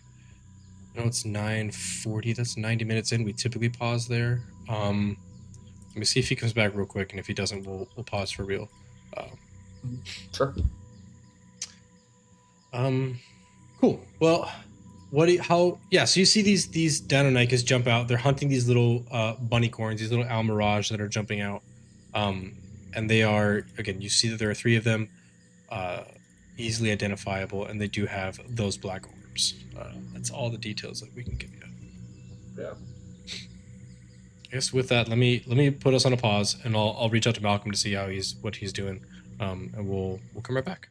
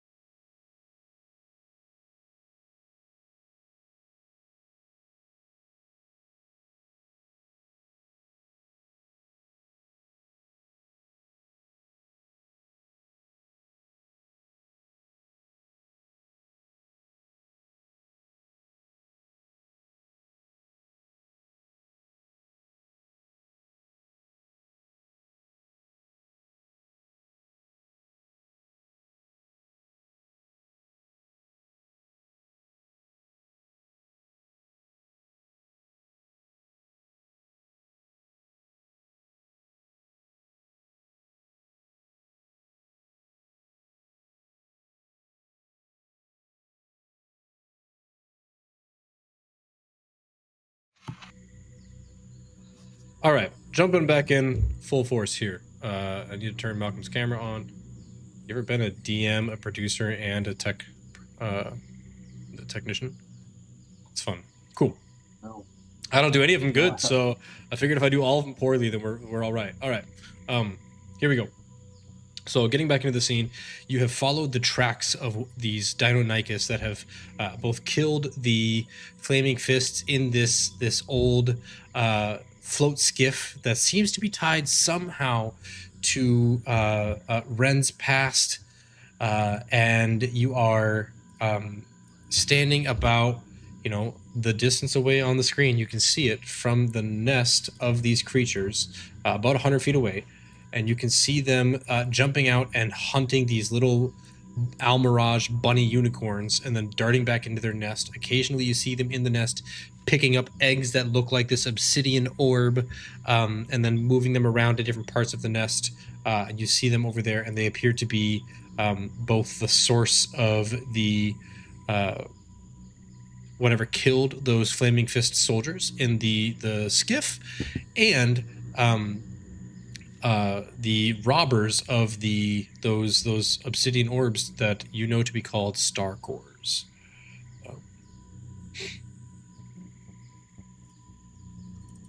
I turn the scene over to you. I would turn towards the group. We are going to kill them, right?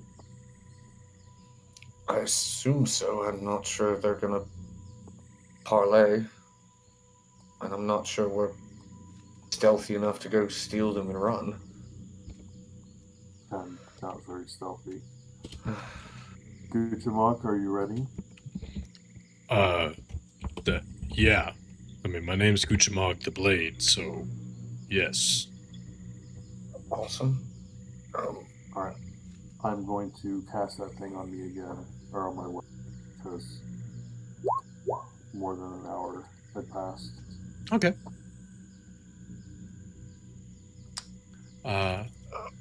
Do we want to try and surround them? Or just charge in? Well, The further you all are away from each other, the harder it is for me to keep you from bleeding out. So maybe not completely spread out. yeah, I think that's probably a better idea not to.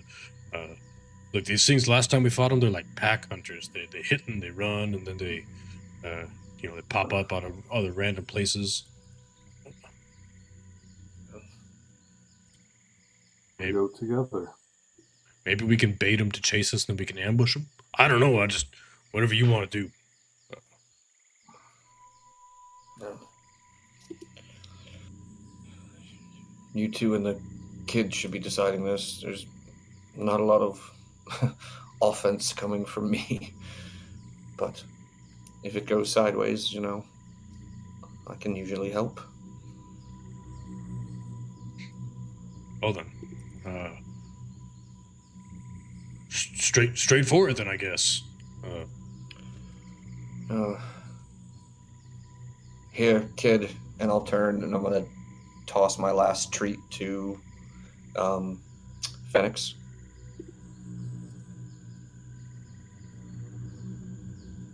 It's a +2 to temp hit points. If you trust him Okay. enough to eat it. So Phoenix has 2 temporary hit points. What? Temp HP doesn't stack on each other, though. Oh, you already have temp HP. Interesting. What do you have temp Yeah. HP from? Sorry, I forgot to put it on your Sorry, I sheet. sent you a message just because people were talking. I didn't want to interrupt. Oh, so Yeah, bad I at was looking at gonna- Discord. Got it. I see No, that. it's okay. It's okay. You're okay. You're okay. Thank you. Go ahead and roll that on I your can't. I got it for I you. don't know what's happening. But my sheet is just not working. I got you, fam. Excellent. So we'll give you that HP there. Well, if you don't need it or want it, give it to Feathers. He's used I'll to them. keep it in for later. Oh, God. Okay. I'll Um, be fine. Thanks for letting me know about your She's sheet. fine. If something happens with your sheet, or if you want to do stuff, let me know. I'll just click it for you on your sheet. We can get together, and work on whatever's broken there. Okay, yeah, I just can't see my spells, and I had some new ones, so I don't know what I have anymore. Odd. Because it just won't open at all. It's just a black screen. Are you opening? How peculiar. All right. Well, let me help you out a little bit before we get totally paralyzed in the moment. Spells, and I'll just screenshot this and send it to you, and you can tell me what. All right. Sorry about that. Super cool here. No, it's all good. It might just be my trashy computer too. Okay. You do have access to the sheet, so it's not a permissions thing. All right, well, let me take my finger out of my mouth and we can fucking roll with this thing. Cool. So you are on the map, and if you're trying to sneak up to the nest of these Deinonychus, I just need you to roll stealth. If you're just gonna run in and be loud and in charge, then just go ahead and roll initiative now. It's up to you how you want to handle this. I don't want to slow it down any more than I have already.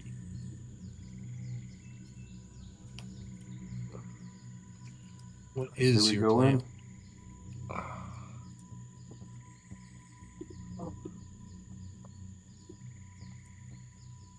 Team? I'm fine. I'll be behind everyone. So if you all want to sneak halfway and spring them then, or you want to just charge in right now, you know.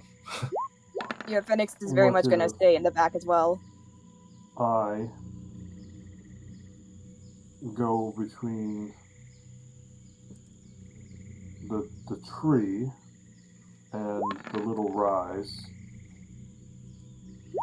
somewhere over there, and then have them chase me, and I can step back and you guys can be hiding behind the tree. We can kind of surround them.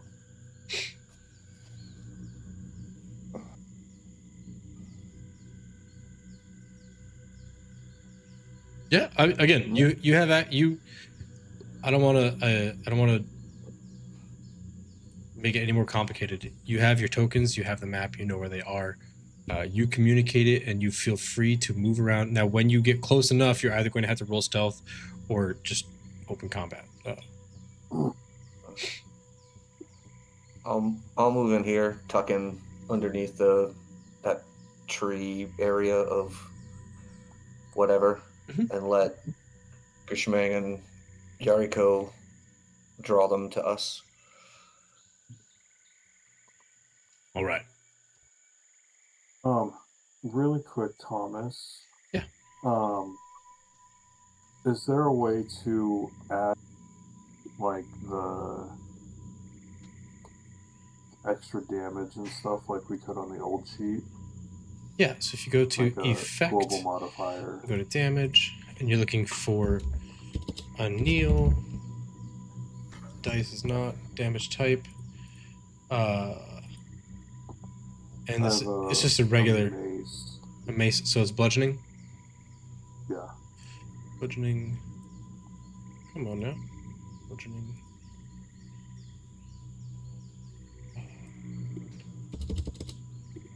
And it's just an extra 1d6. Yep. Okay. So now, that didn't work. Cool. Anneal. Damage type. Come on now. Bludgeoning. Well, now the sheet's not responding, but there is a way to do it. 1d6. Damage type. I wish I could show this on the screen to not have dead air, but... Huh.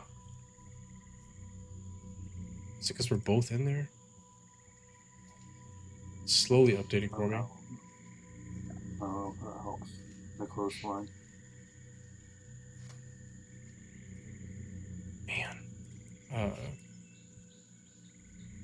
Dice value. Plus 1d6.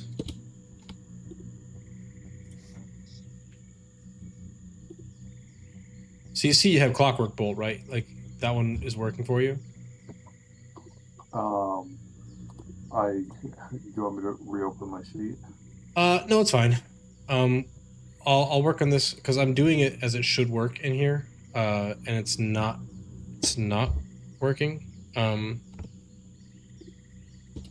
I can just roll an extra d6. That's what we're gonna have to do because I keep doing it and then it doesn't respond, so I'm gonna have to either program it over the week or something. So yeah, underneath on your combat page, underneath the section called Effect, you have Clockwork Bolt. If you turn that on, it'll roll the 1d8 automatically. So I also have a new one called New Effect, and I keep opening it and I keep changing it to Anneal, and I keep changing it to damage and 1d6, and it just doesn't do anything. So yeah, oddly enough, it just keeps undoing all my changes. Yeah, not gonna worry about it. Okay. So Guchamag will run up to this land here, and then get up to this land here. He's like, he kind of like looks back at you to give him the signal. He's going to rush in, bait them out, and then rush back. Would you like me to try casting something first before they are all scattered around? Guchamag is like all the way over here. He can't. He sees you talking. He's like, I mean, he's just talking to whoever's closest to him. You're volunteering to help with this? Okay. Well, I'd rather get this over with so we can continue. Sure, no complaints.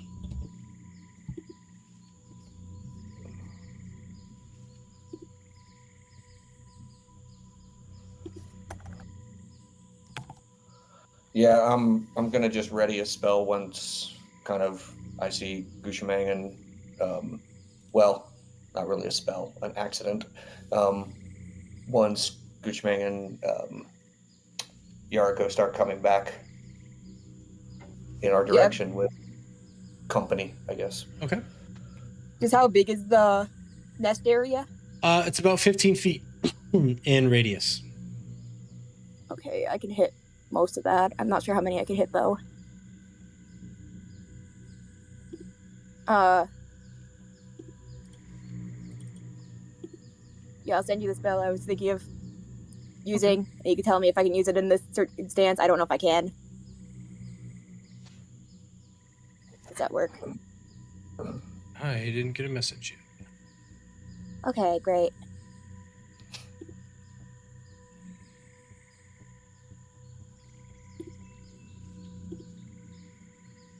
Oh, my sheet opened. That's... Well, I'll try to cast it. Sorry, it opened, finally. Good. Now I'm having a hard time fighting Yariko's sheet.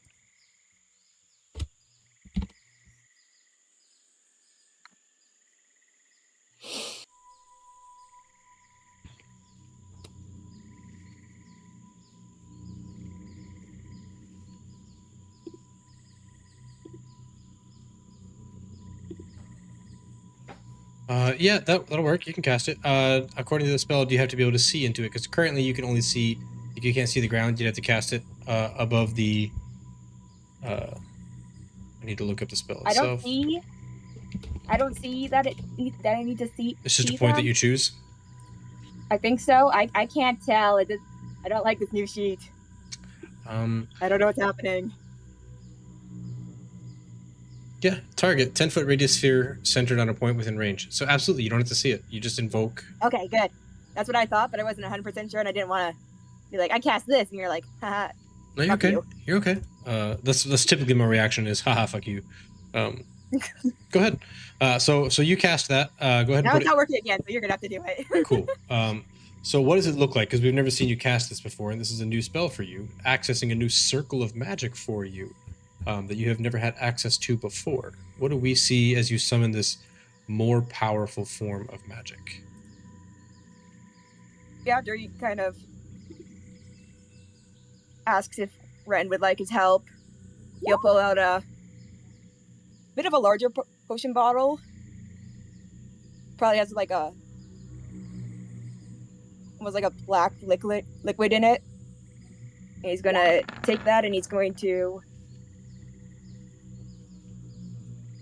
I think, hold it for a bit, and then he's just going to open it.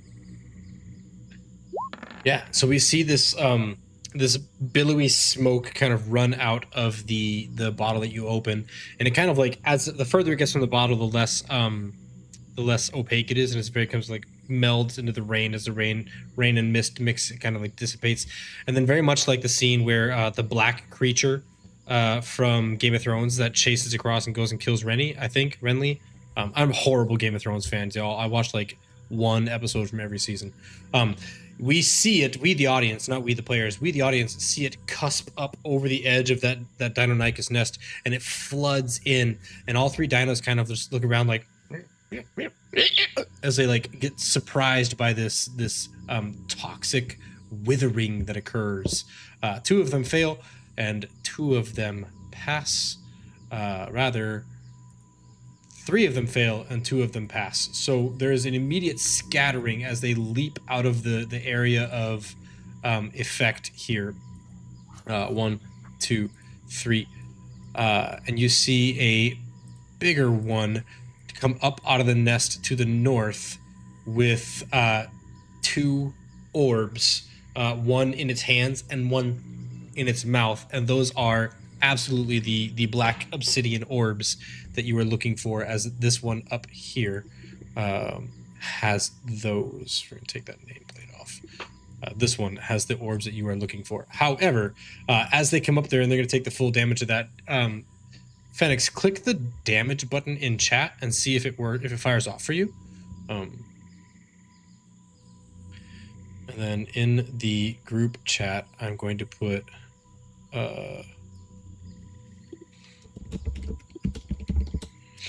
my to-do list for this week. Not yet. I love my computer. Well, to be fair, Roll20 is not letting me click the damage either. No damage.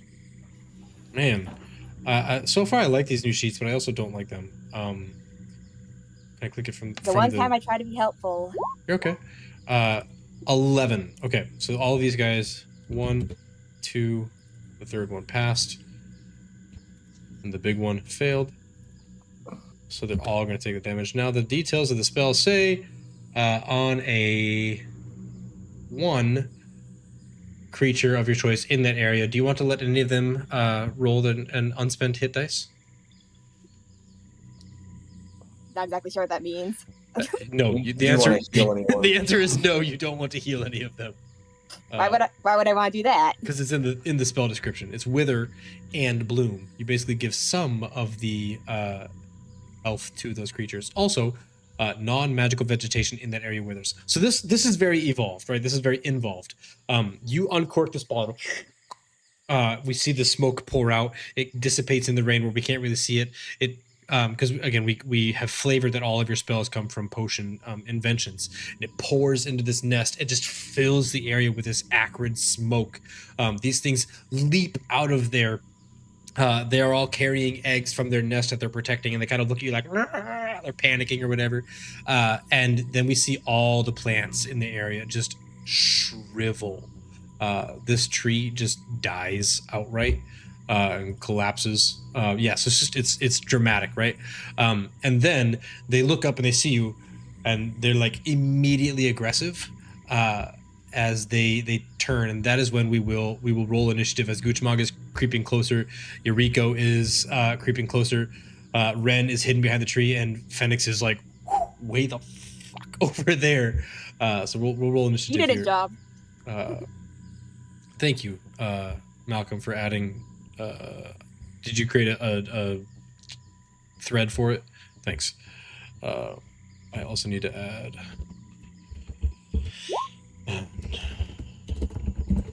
Cool. So with that, let's pop open turn order here. They did. Here we go. And I shall. Damn, that was a nice roll. If anybody has alert and wants to switch with me, you're welcome to. I sure as hell don't need to go first. Nice. Is that how alert works in the 2024? You can swap your... In 2024. Yeah, you don't get much bonus, but if you can ask someone to switch with them if they're willing, a willing team. So cool. Again, if a cleric gets the highest roll, and that's usually pretty pointless, you can switch with. Maybe the fighter had a crap roll. Nice. I'm not normally But- the biggest fan of the 2024 rules. I feel like a lot of it is power creeping. Like they're just trying to make it more expensive or more powerful, so you have to buy the new stuff. But some of it is okay with me in flavor, especially the flavor stuff. Okay, I've got 2 Phoenixes. Phoenix rolled a 3. I don't know why. I guess I have leftovers from last time. Not sure. I need one for Gucci Mane. The blade. Cool. And then we'll go for something. Oh yeah, you'll have to pop mine in. I didn't click on myself. No worries. I got you there. It does something weird. When I added the turn to you, it both rolled your initiative for me and it put yours in there. So I don't know. It's just weird. I feel like I like the jump gate and I like the new character sheet, but nothing's flawless at the changing the tides. So all right, here we go. I've got the big one up first. 1, 2, 3, 4, 5, 6, 7, 8. 1, 2, 3, 4, 5, 6, 7, 8. Awesome. Well, the big one is you can see this one is slightly larger than the rest. It has a little bit more colorful plumage. It is a little bit more. It looks a little bit more able-bodied and capable, and it has very long claws that almost rival proportionally like a Therizinosaur. You know those big scary ones that are actually like herbivores. Yeah, this one has very long, sharp claws that could definitely cut through the creature like you saw there. And it will, let's see, it's pouring rain. It's going to go 5, 10, no, it doesn't want to go back in. 5, 10, 15, 20, 25, 30, 35. And it will take the hide action. So it will try to hide here. Guchamog knows the plan was to rush in. He looks back at you and he's like, same thing. You kind of looks back at Ren and at Yariko. Like, Wait, sorry. Where did it go on the map? it ran behind this tree over here, Okay. and then took the hide action from behind that tree. Guchamog just looked at you all like, I didn't. I wasn't out far enough. No, I don't think they're gonna. No, I think we've got to go there. Great. All right. Well, 10, 15, little was 20, helpful though, 30. I suppose. So he will be here. Can't complain. And he will hold an action, so he's concentrating on the attack action. That's not the right button for concentrate, but I'll do it anyways. Ren, as this whole debacle starts, I'm so afraid to push this macro. Good, it did nothing.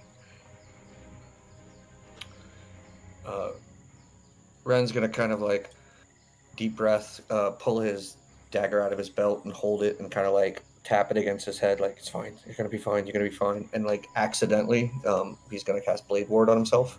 Okay. Just as a kind of a extra self-protection, and then kind of move up behind the little, what is he, 5, 10, 15, 5, behind that little hill that Guchamong just kind of was at. So he's kind of following up behind. I don't think I have a bonus action I want to use. No. No, that's it. So a quick self-protection and then kind of sneak up or kind of crawl in behind where Guchamong left with the dagger out, just looking completely awkward. Yeah, because you're not really comfortable with having daggers. Cool. If at any point in time, so again, I need to refresh myself on how the feature works. Do you have to make a conscious effort to tap into the cat's senses, or you said you can kind of hear it as a background noise, right? Yeah, it can be forced on you, or you can force it on it. Perfect. So like, if the cat wants to be like, "Hey, by the way," you can like all of a sudden your eyes like. It kind of goes both directions. Yeah, that's not me foreshadowing. That's just I want to make sure I understand the feature before I need to understand it. Nothing's worse than being like, hey, what's your passive? Yeah, I don't want to do that. I'd rather know ahead of time. Cool. After that, we go to Yariko. Whoops, I did not mean to do that. I meant to bump you here so I can move the stream screen. Okay, Yariko.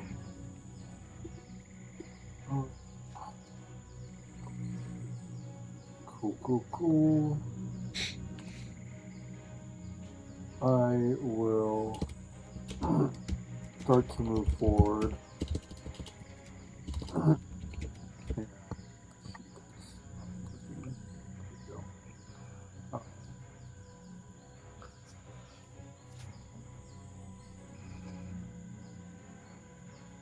Targeting this little guy with clock bolt. So do the spell and then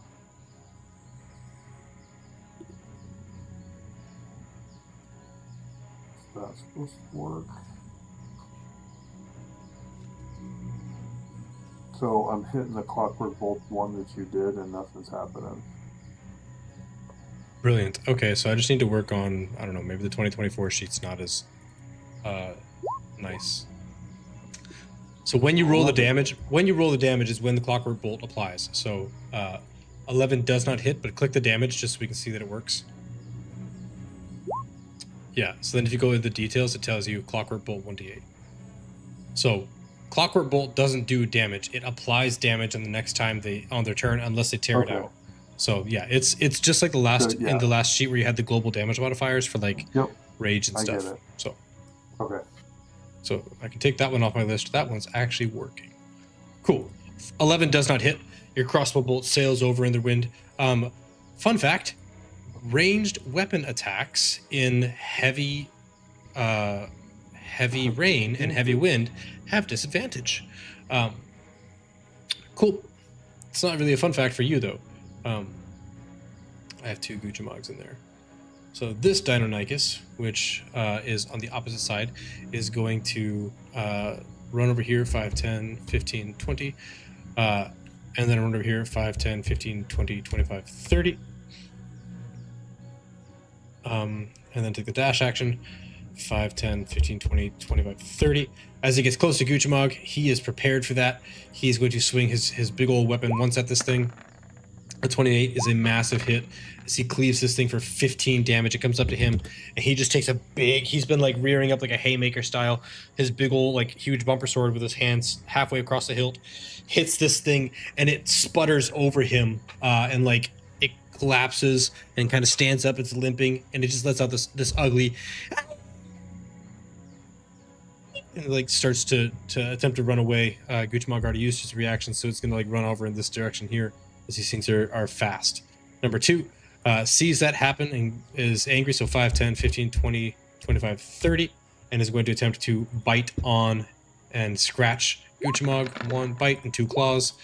13, 24 is a hit, and 9 is not a hit. So just a 24.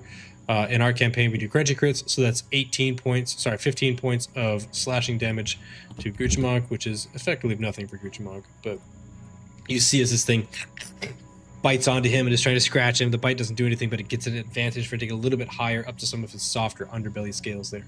Phoenix, the scene wastes no time erupting into chaos. I didn't give this thing a turn. Go ahead, Phoenix. I mean, yeah, he'll walk up a bit just so he's not too far away from everyone, and all the enemies are pretty far away at this point still. So he'll move up a bit. How far do you want to go? Do you want me to drag you, or? I still can't move without my computer going. No worries. I'll put you over here because that's your full movement, and you're also safely between Yargo and Ren. Alright. I assume Mr. Body just followed him. Sure. Unless you tell me otherwise, that's what he's going to do now. I assume it just follows him everywhere. Yeah, I mean, he has your like component pouch, he has your backpack, he has everything you need for casting, so it would make sense. Alright, and then I shall...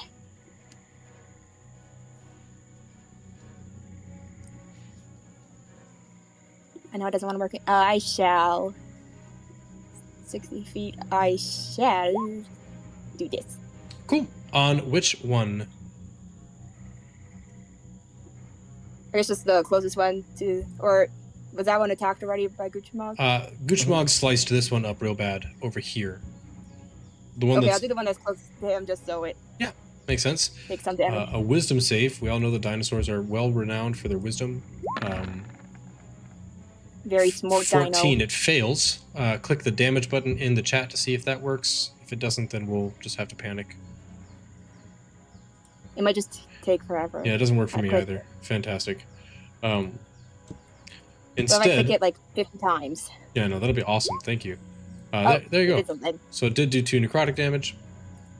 That creature is so scared of Guchamog, it probably doesn't even register for it. And then this one on its turn is going to run up. And because it is flanking and because they have pack tactics, it will get advantage and a +2 to hit. So we'll roll a bite and 2 claws. Miss. 15 is still a miss on Guchamog. But the crit is going to do a grand total of 18 slashing. And that is its turn. The big one is going to attempt to stealth because he is obscured because it is heavy rainfall. Again, weather effects. Heavy rainfall means you are lightly obscured everywhere. And heavy wind means disadvantage on ranged weapon attacks. Not ranged spell attacks, just ranged weapon attacks, unless I'm misunderstanding the rules. So it's going to attempt to move in stealth. What are your passives now, folks? Because that's important for me to know. 11. 11. Yariko? Perception, right? Yeah. On these 16, that's pretty high. And Phoenix, what's your passive? I'm not sure where to look for it on this new sheet. On the right-hand side, there's a column called, or a subsection called senses. And you have passive investigation, passive insight, passive perception. Yours is a 14. Okay, cool. Well, it rolled horribly. So, Yariko, you see it, and actually all 3 of you have a higher passive, so I'm just going to take it off the whisper layer now and put it onto the token layer. It doesn't know that you see it because that's how these things work. So it's going to go 5, 10, 15, 20, 25, 30, 35, 40 and try to hide in these reeds. But you are all aware of where it is, though it doesn't know that. Guchamog. It is Guchamog's turn. He will see that he has stepped between these things. He looks back at you all and he's like, are we just killing them then? Okay. And he's just going to take 2 big hits. Yeah, just obliterating this dino in front of him. Wait, what was the dino's initiative? Which one? The one who did the big dino. The big one, it's a 16. Okay, mine was 21. Yeah, Oh. I don't see Ren on there, and I don't see Guchamog. I was just about to bring that up. So on my turn order, I have everybody, which is weird that I have a different... refreshed. I have a different turn order than you guys. This is so let me refresh my page. Roll20 is being weird for me tonight, so it's very possible that everything is wrong. Let me refresh my stream page. Sorry everybody, hold on tight.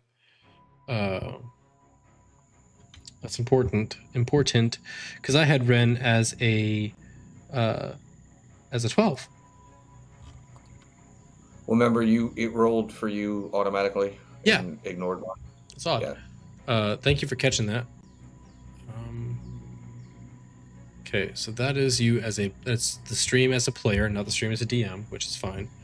And me, the DM, I think my turn order is still screwed up. Because I have... this is going fantastic. Come on now. Yeah.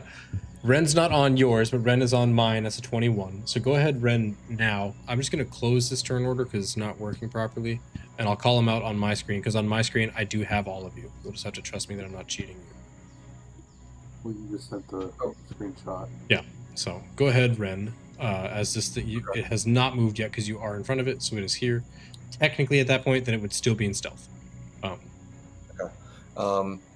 Ren's gonna sprint over, kind of take an angle so he's not in attack reach of either, and he is going to start to bandage and heal. Yeah, Gucci So Gucci can roll. He's a fighter. He is indeed a fighter. Okay, and I think that roll. What's that? Is that a D10 or a D12? D10. I can't remember what fighter is. Barbarians are the only ones with 12, to my knowledge. Okay. Perfect. Nice. So that's I rolled a 9 plus my 2. It gets 11 health back, and then without as he's kind of wrapping his wounds and kind of covering them, he'll kind of look around and get a little distracted, and he's going to do 2 pumps of healing light in for 2d6. Okay. Nice. On same Gucci. Yeah, okay. Just on Gucci, just because I think he took 2 pretty big hits. And I can re-roll that one. Hold on. So 3 plus 4. So 7 more damage healed. Excellent. And that'll be my movement, action, reaction. So I'm good. Perfect. As you are taking your action, the reason you get distracted is because the damnable cat forces its perception upon you as you see it is no longer chasing this creature, it is fleeing it. And the cat is going up, but due to the heavy wind, a shear, and the heavy rain, the cat, who does not have magical flying, the cat has wings, can only fly so much, and then has to return back down to the canopy. And you see this, you hear the creature very nimbly thrusting itself, propelling itself through the tree canopy after the cat. The cat is very nimble and it can go into smaller holes, but the cat is sending you the message, I'm no longer the cat, I'm the mouse, effectively. Okay. Be-doop. So then... How far, can I tell how far away it might be? I don't know the limit of that ability. Are you if you're trying to see the scene through the cat? Yeah. Is it heading in our direction, I guess, is the question? It is heading towards the shore. So yes, in a way, because the shore, remember the shore was a northeast, northwest to southeast, and it's heading towards shore. So kind of towards you, also tangential. If it went in a straight line, it would not pass you. But it is getting closer because of that. It's a really awful way of describing that. Yes and no. I think Malcolm crashed again, by the way. Nice. Roll 20 might just be poop in the bed tonight, for me personally, and then maybe Malcolm's computer is also struggling. I'm gonna turn his camera off.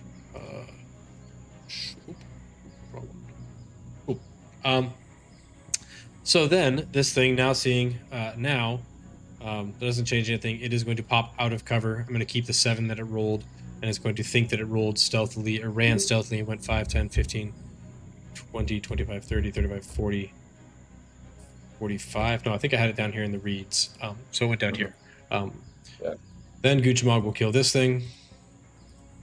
And then Yuriko is here, but Yuriko is not. I'm just going to, for the interest of time and expediency, he's going to shoot another crossbow bolt. Clockwork bolt is a cantrip, so I don't have to worry about that. He'll do a clockwork bolt, and he'll shoot another light crossbow attack. Is it still disadvantage? It is still disadvantage. Thank you. 22, and we'll do the same thing. Well, I was going to say, then wouldn't he probably charge in? I mean, his mace is massive. He is a marshal, so he'll go 5, 10, 15, 20 up to here and get flanking with... Oh, there you are.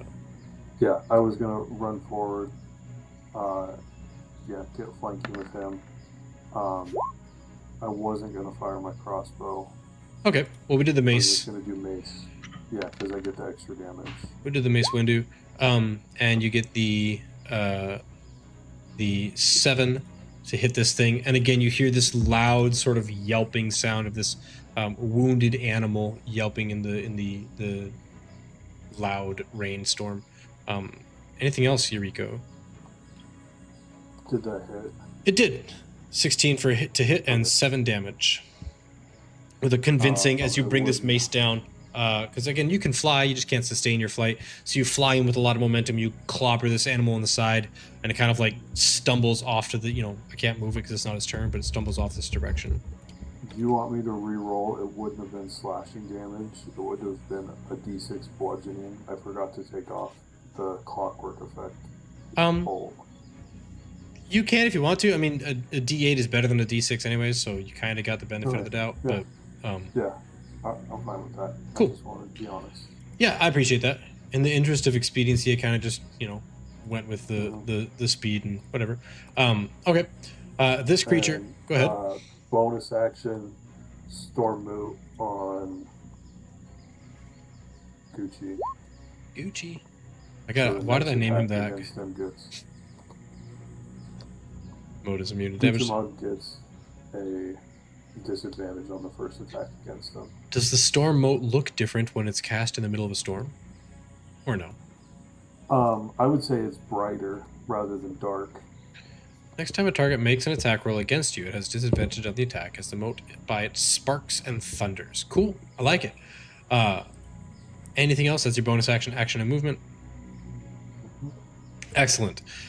This Deinonychus is going to run over here, pick up its egg, and then dash. So that's 10, 15, 25, 30, 35, 40. I don't know their speed by memory. And that's a normal egg? That's not a... It just picks up a regular normal egg that it dropped off, and its speed is 40. So that's 1, and then 5, 10, 15, 20, 25, 30, 35, 40 as it goes all the way over here to try to get away from you all because it does not want to die. Most animals don't want to die. Phoenix. Sorry about that. Yeah, he'll move up a bit again. And we're going to magic missile the stealthy one. Perfect. So yeah, he'll take up the potion. And he's gonna just... That one, he doesn't open that one, he smashes that one against the ground and... Nice. Yeah, I imagine it uses the glass. So you throw you take out this you turn to Mr. Body, grab a vial off of his like shoulder strap and smash it on the ground. And then we see these like 3 motes of light and glass shard race into the stealthy dino. Go ahead and roll. I think if you click that, 3 or 4, I forget. It's 3 for level 1. Okay. I say that, and tonight's been such a weird night. I'm probably wrong. So magic missile, spell details. You create 3 glowing darts of magical force. So. Okay. How much is it again? 1d4 plus 1. So if you want, you can just roll because it's all on one target, right? Yeah. You can just do 3d4 plus 3, if that's easier. Yeah, I'm just gonna do 3d4. Since we're typing stuff out tonight, so it's just gonna Fantastic. be wow. Plus 3. It is 7 damage, and you now see this thing that has like 1 orb in its because it dropped those off. Sorry, you don't see it with any orbs. It is now looking at you like, you saw me? Oh crap. Okay, perfect. Anything else, Phoenix? Movement or bonus? Yeah, the thing's gonna move closer to Yariko, I think. Perfect. There's no dinos on the other side of him. 5, 10, 15, 20, 25, 30. And Mr. Body will, of course, follow you. Cool. From there, we have Dino number 1. It just got walloped, so it is going to take the disengage action. 5, 10, 15, 20, 25, 30, 35, 40. And pick up its eggs from this nest. But it can't flee any farther than that. Ren at 21.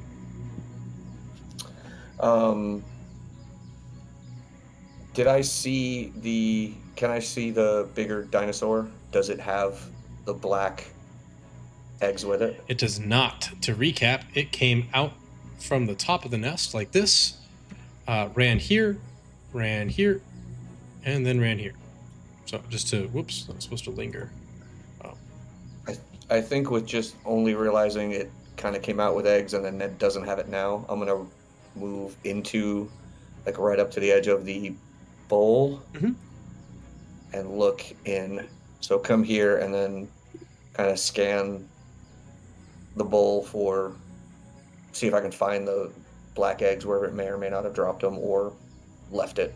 Because Yeah. I just noticed it doesn't have them anymore. Make a perception check. Oh, fantastical.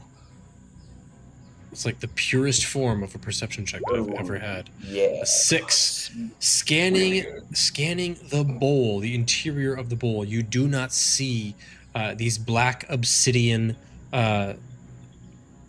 bocce balls, as I described them, with these perfect concentric rings and these mazes carved into them. You do not see them inside the bowl.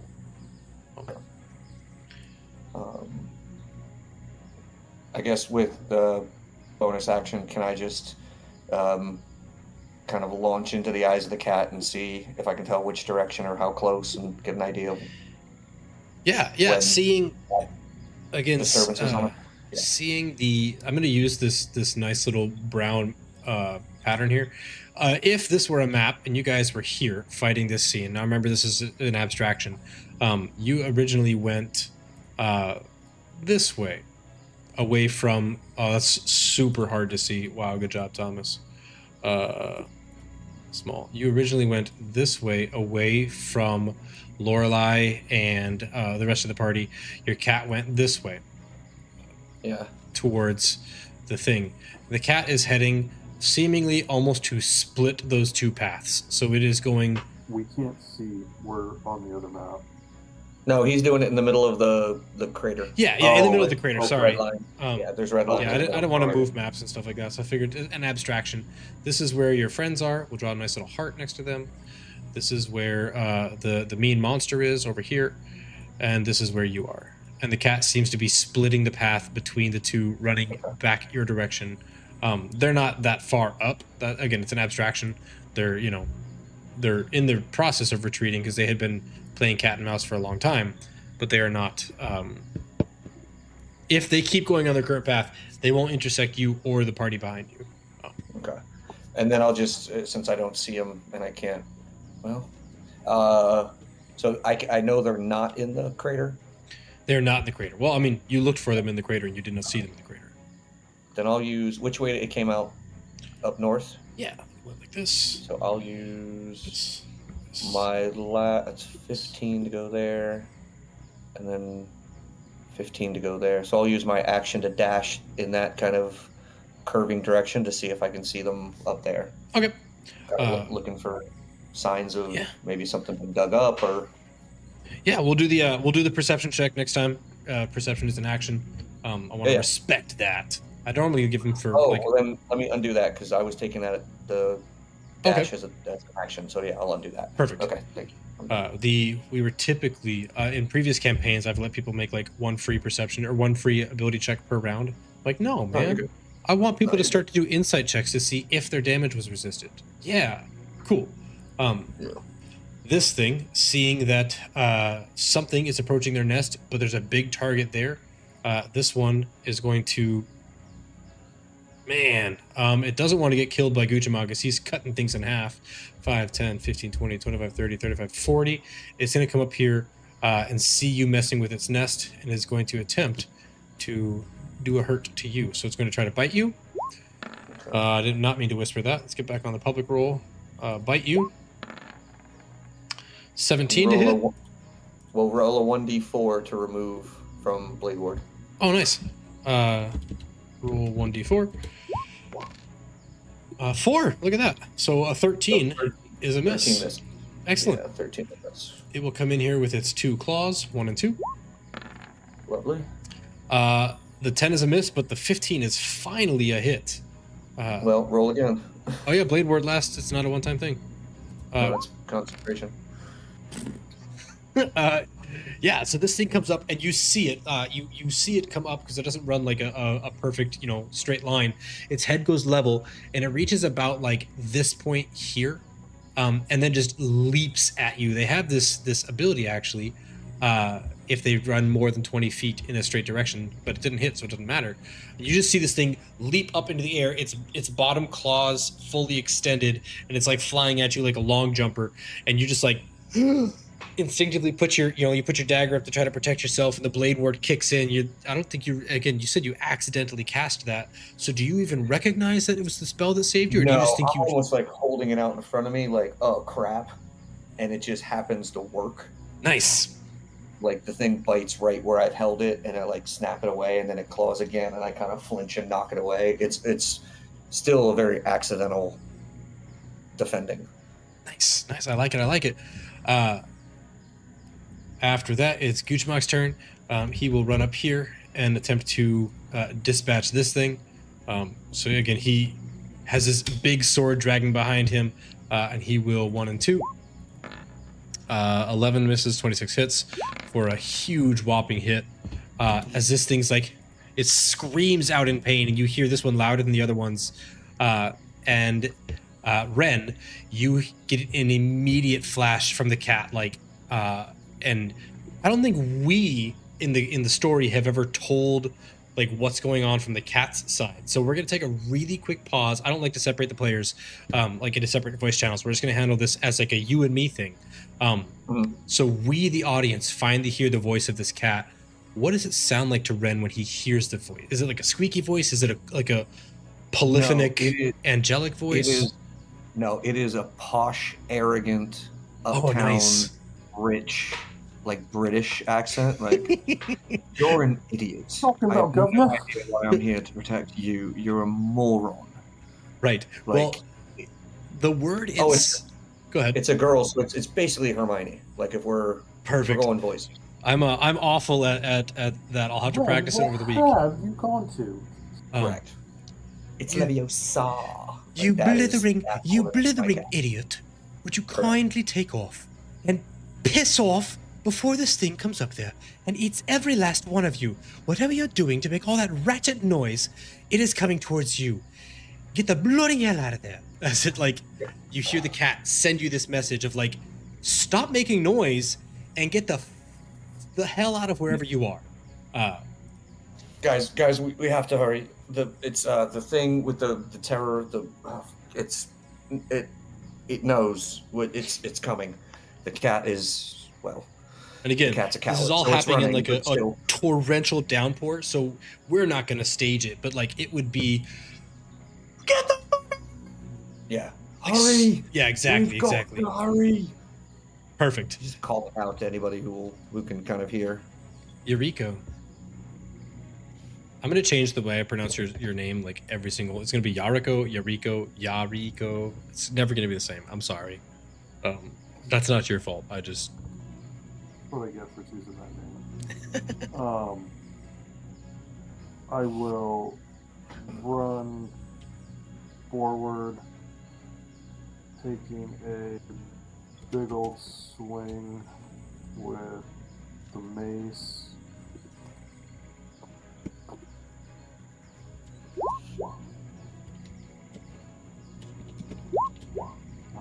Oh, I didn't mean to do that.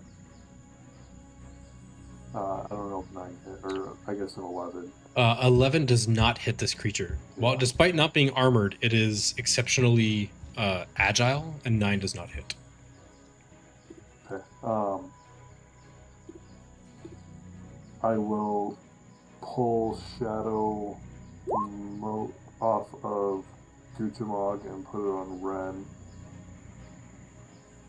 Okay. That will be it. Excellent. Ren, you notice a small little like cloud of your own personal like lightning storm flying around your head. This creature, which is already partially off the map, we'll just go ahead and pull out of the turn order because it escapes. Change layer GM. Phoenix, you see most of the dinos retreating. This one looks very visibly shaken, very visibly upset or nervous. It keeps like darting eyes all around the area, but it is your turn. I mean, Phoenix doesn't give a shit. He's just gonna tell the dead that fucker. Death to you! So it needs a save. Make sure you click the one that says damage to target. Nice. Make sure you click the one that says damage to target. Okay, it did pass. I guess in its panic, it became exceptionally more wise. But he grew a brain. Well, so be it. Perfect. Anything else? Action, bonus action, or movement? He doesn't care that much at this point. He's just safely out of the combat. Cool. He's like, I did more than my fair share. You did Y'all kick this are on whole your thing own. off. This one will pick up something out of this bush and go 5, 10, 15, 20, 25, 30, 35, 40, 45, 50, 55, 60, 65, 70, 80. I don't even think it's on the map anymore. Yeah, I clicked it off the map, which is fine. Change layer GM and get rid of the turn order. So we're just down to Ren, you lot, and the bigger dino here. I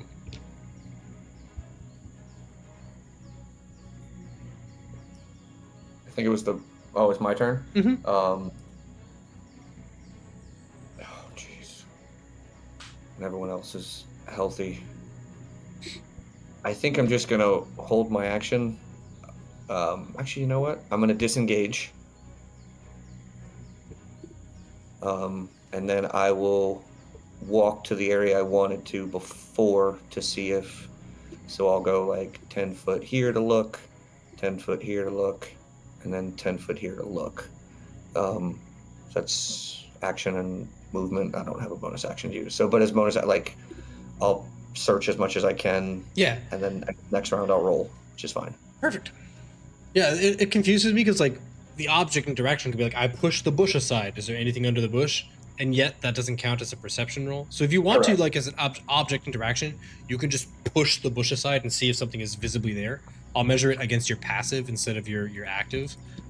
Yeah, no, I'll check both of those. Is that bush area? Yeah. Sure enough, underneath this bush here, you see a small little indentation. I think as you push the bush aside, you see a scrape of wet dirt. And if you you see underneath that dirt, it's kind of like a wormhole, right? Not like a wormhole, but a worm's hole.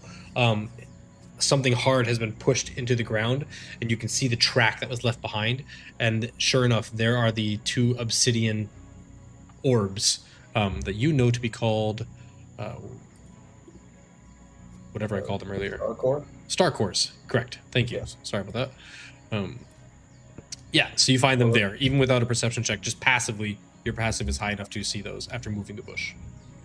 Then I'll kind of head 10 feet, the remaining 10 feet, instead of going the other way, kind of back towards Phoenix. I've got him. Let's go now. Perfect. I was having fun. I think we should stay here a bit longer. You're welcome to. No one cares. You're no fun. That's awful. But it tracks. Okay. This creature does not want to be here. You stole its treasures.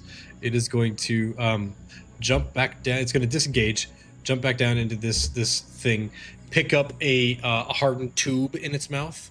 You can visibly see that is the cipher tube. And it's going to book it. So that was 5, 10, 15, 20, 25, 30, 35, 40 as it books it this way. Oh shit. Guchmog looked at you lot and he's like, "You got the orbs?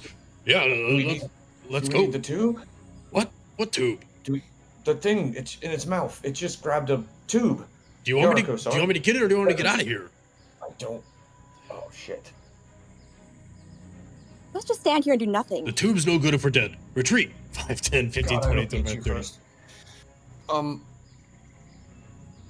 Fine. And yeah. Well, again, Good. what would you say? Do you want him to go? Because again, I don't want to make his urgency your emergency. Well, I mean, Yariko, do we need the cipher tube? I thought we did. I mean, we're doing it for real. Can we catch up to that thing?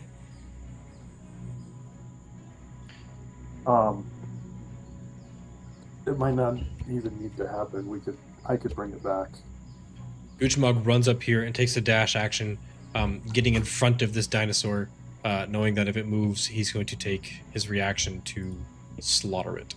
Yariko.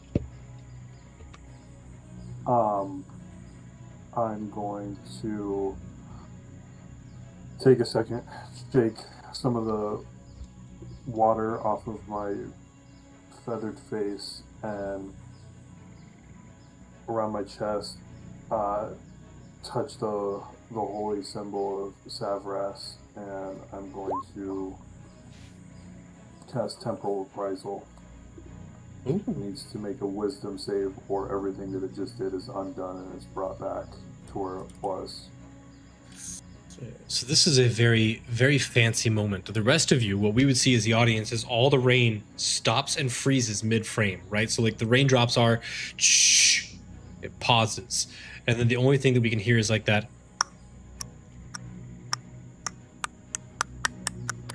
of a rapidly accelerating like clock watch. That's a clock watch. Good job, Thomas. I English sometimes. Words. And temporal reprisal. You start 2 such effects. Use your channel to reverse. Can you put the... You would... I don't know where you put it. I can... Nice.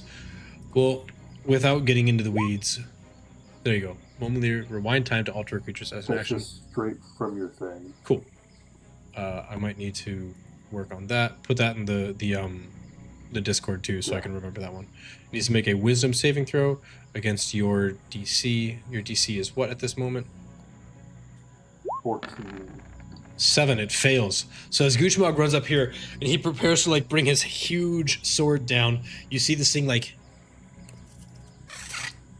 2, 5, 10, 15, 20, 25, 30, 35, 40. Because it took the dash action. So it goes all the way back to here. As Guchmog's like, what? Confused as all get out as it like the rain begins to fall again. And then this thing is where it was 6 seconds ago. The rest of you don't perceive any of that. You just, it is back to where it was. Yariko, you are the only one that perceives it moving backwards along the timeline, which is jarring as all. I will. Go ahead. Yeah, he'll smile a little bit, and then even potentially taking the hit, turn to stand directly over the cipher key, taking the hit if he wants to attack me. Any damage dealt, restored. Can you pick it up? Its actions are undone, so it is not going to take the. It is not going to attack you. It's currently trying to get the hell out of there. So. Can Yariko pick up the tube? Or Yeah, it's an object interaction. You haven't interacted with an object yet. Yeah. Bloop. You pick up the cipher tube. This creature now sees, like, I don't know what's going on, but I don't like it. Phoenix. I guess if they still don't have anything figured out, he'll toll the dead. Another dino, I guess. Let's see it. He doesn't want to waste any more spell slots on these weirdos. Let's make another wisdom saving throw. There's a dino here. 9 is a fail. Go ahead and roll that d12. It's gonna be a 1. Oh, no, that doesn't want to roll. Optimism. I love it. If Sleppard were here, Yeah, he'd say, let's don't look at worry, this you one more got time. this. Don't worry, he's got this. There you go. Thank you. Honorary Sleppard. Sleppard, if you are here, just know you're in my heart. Romance. You could be one of the 65 people watching. I don't know. Oh, wow, we are up to 65. That's crazy. Thanks for watching. You know, if you are here while we wait for this D12 to come through, thanks, guys. Thanks for joining our humble Tomb of Annihilation 5. campaign. 5. See? Not a 1. As you settle in this Toll the Dead, this dolorous bell tone throughout the area, you hear this creature give the loudest cry of all of the creatures that you have slain so far. As its body, its back, like the other ones were killed by weapons. This one was killed by a necrotic corruption inside its body. So it has like this typical curvature of its spine. The spine bends backwards, its fingers peel back as it just goes through this long, drawn out, torturous death. Peta Kamsumi. My imaginary dinosaur dies. Sorry. As you then hear the cat again, Ren, and it's like, I don't know what's wrong with you. I asked you to be quiet, and you've made twice as much noise. We're done. Shut up. Shut up. And again, we'll. This is the last time that I intend on being the Hermione cat because of my British accent. I just don't want to put it forth the effort. And then as you all turn to leave, as we have about 9 minutes left. This is a really climactic moment to leave off on, which is way better than pushing the agenda. You hear the same, help, please help me, please. You have to help me. I'm over here. You have to help me. As you hear rain coming down heavily and the crying coming from the path of your retreat. As you look across the room, not the room, the floodplains here. I don't know if this will show. You do actually see for the first time, you may be the first people to see this blue slicked body, very sharp teeth, very sleeked skin. It doesn't have any form of like visible scales or anything. It looks like it is water moving through water as it looks at you, and it moves its mouth in the perfect synchrony with like, please, you have to help me, as it just moves its giant gaping dino mouth. Please. Where is it on the map? Coming from, Where is it? it's coming from, sorry, in the path of retreat. So over here. Hiya. Oh, cool. Cool. Yeah. Cool. As you hear, please, you have to help me, please. They're gonna. Guys, I might be reading into this a bit, but I think it might want help. And then you like, we'll leave off on. It has like the please, you have to help. As it the blood curdling scream, and we will fade to black at the end of our episode there. I know I trimmed it earlier, but that's just such a apropos moment to do so.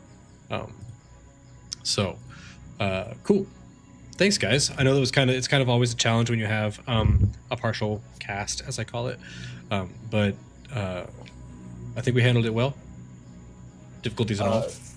Can I request the cat be put on the map somewhere? Yes, I can. The cat will be right behind. My dog. I did that shrill. My dog was like, "Are you okay?" Good pupper. Cool. So there, the cat is now on the map. Yeah. Perfect. I will have to add cat. Cool. Well, cool. 1 second, guys. I'm gonna do something. I'll be right back. What am I gonna do versus? Cool. Do that. And awesome. Let's go to. Sorry, everybody. I'm a child. I'm not very good at this yet. Cool. Well, thank you everybody for tuning in. All Really 67 of you. That's pretty cool. I don't normally get 67 people hanging out with us on the internet, so I really appreciate that. That's pretty fun. Please come back next week if you want to see how the story progresses, and like I said, drop something in the chat if you like how the story's going. Put more in the story, or like, tell us something in the YouTube. Jump over to the Discord, let us know how it's going, and we will hopefully see you next week. All right, bye.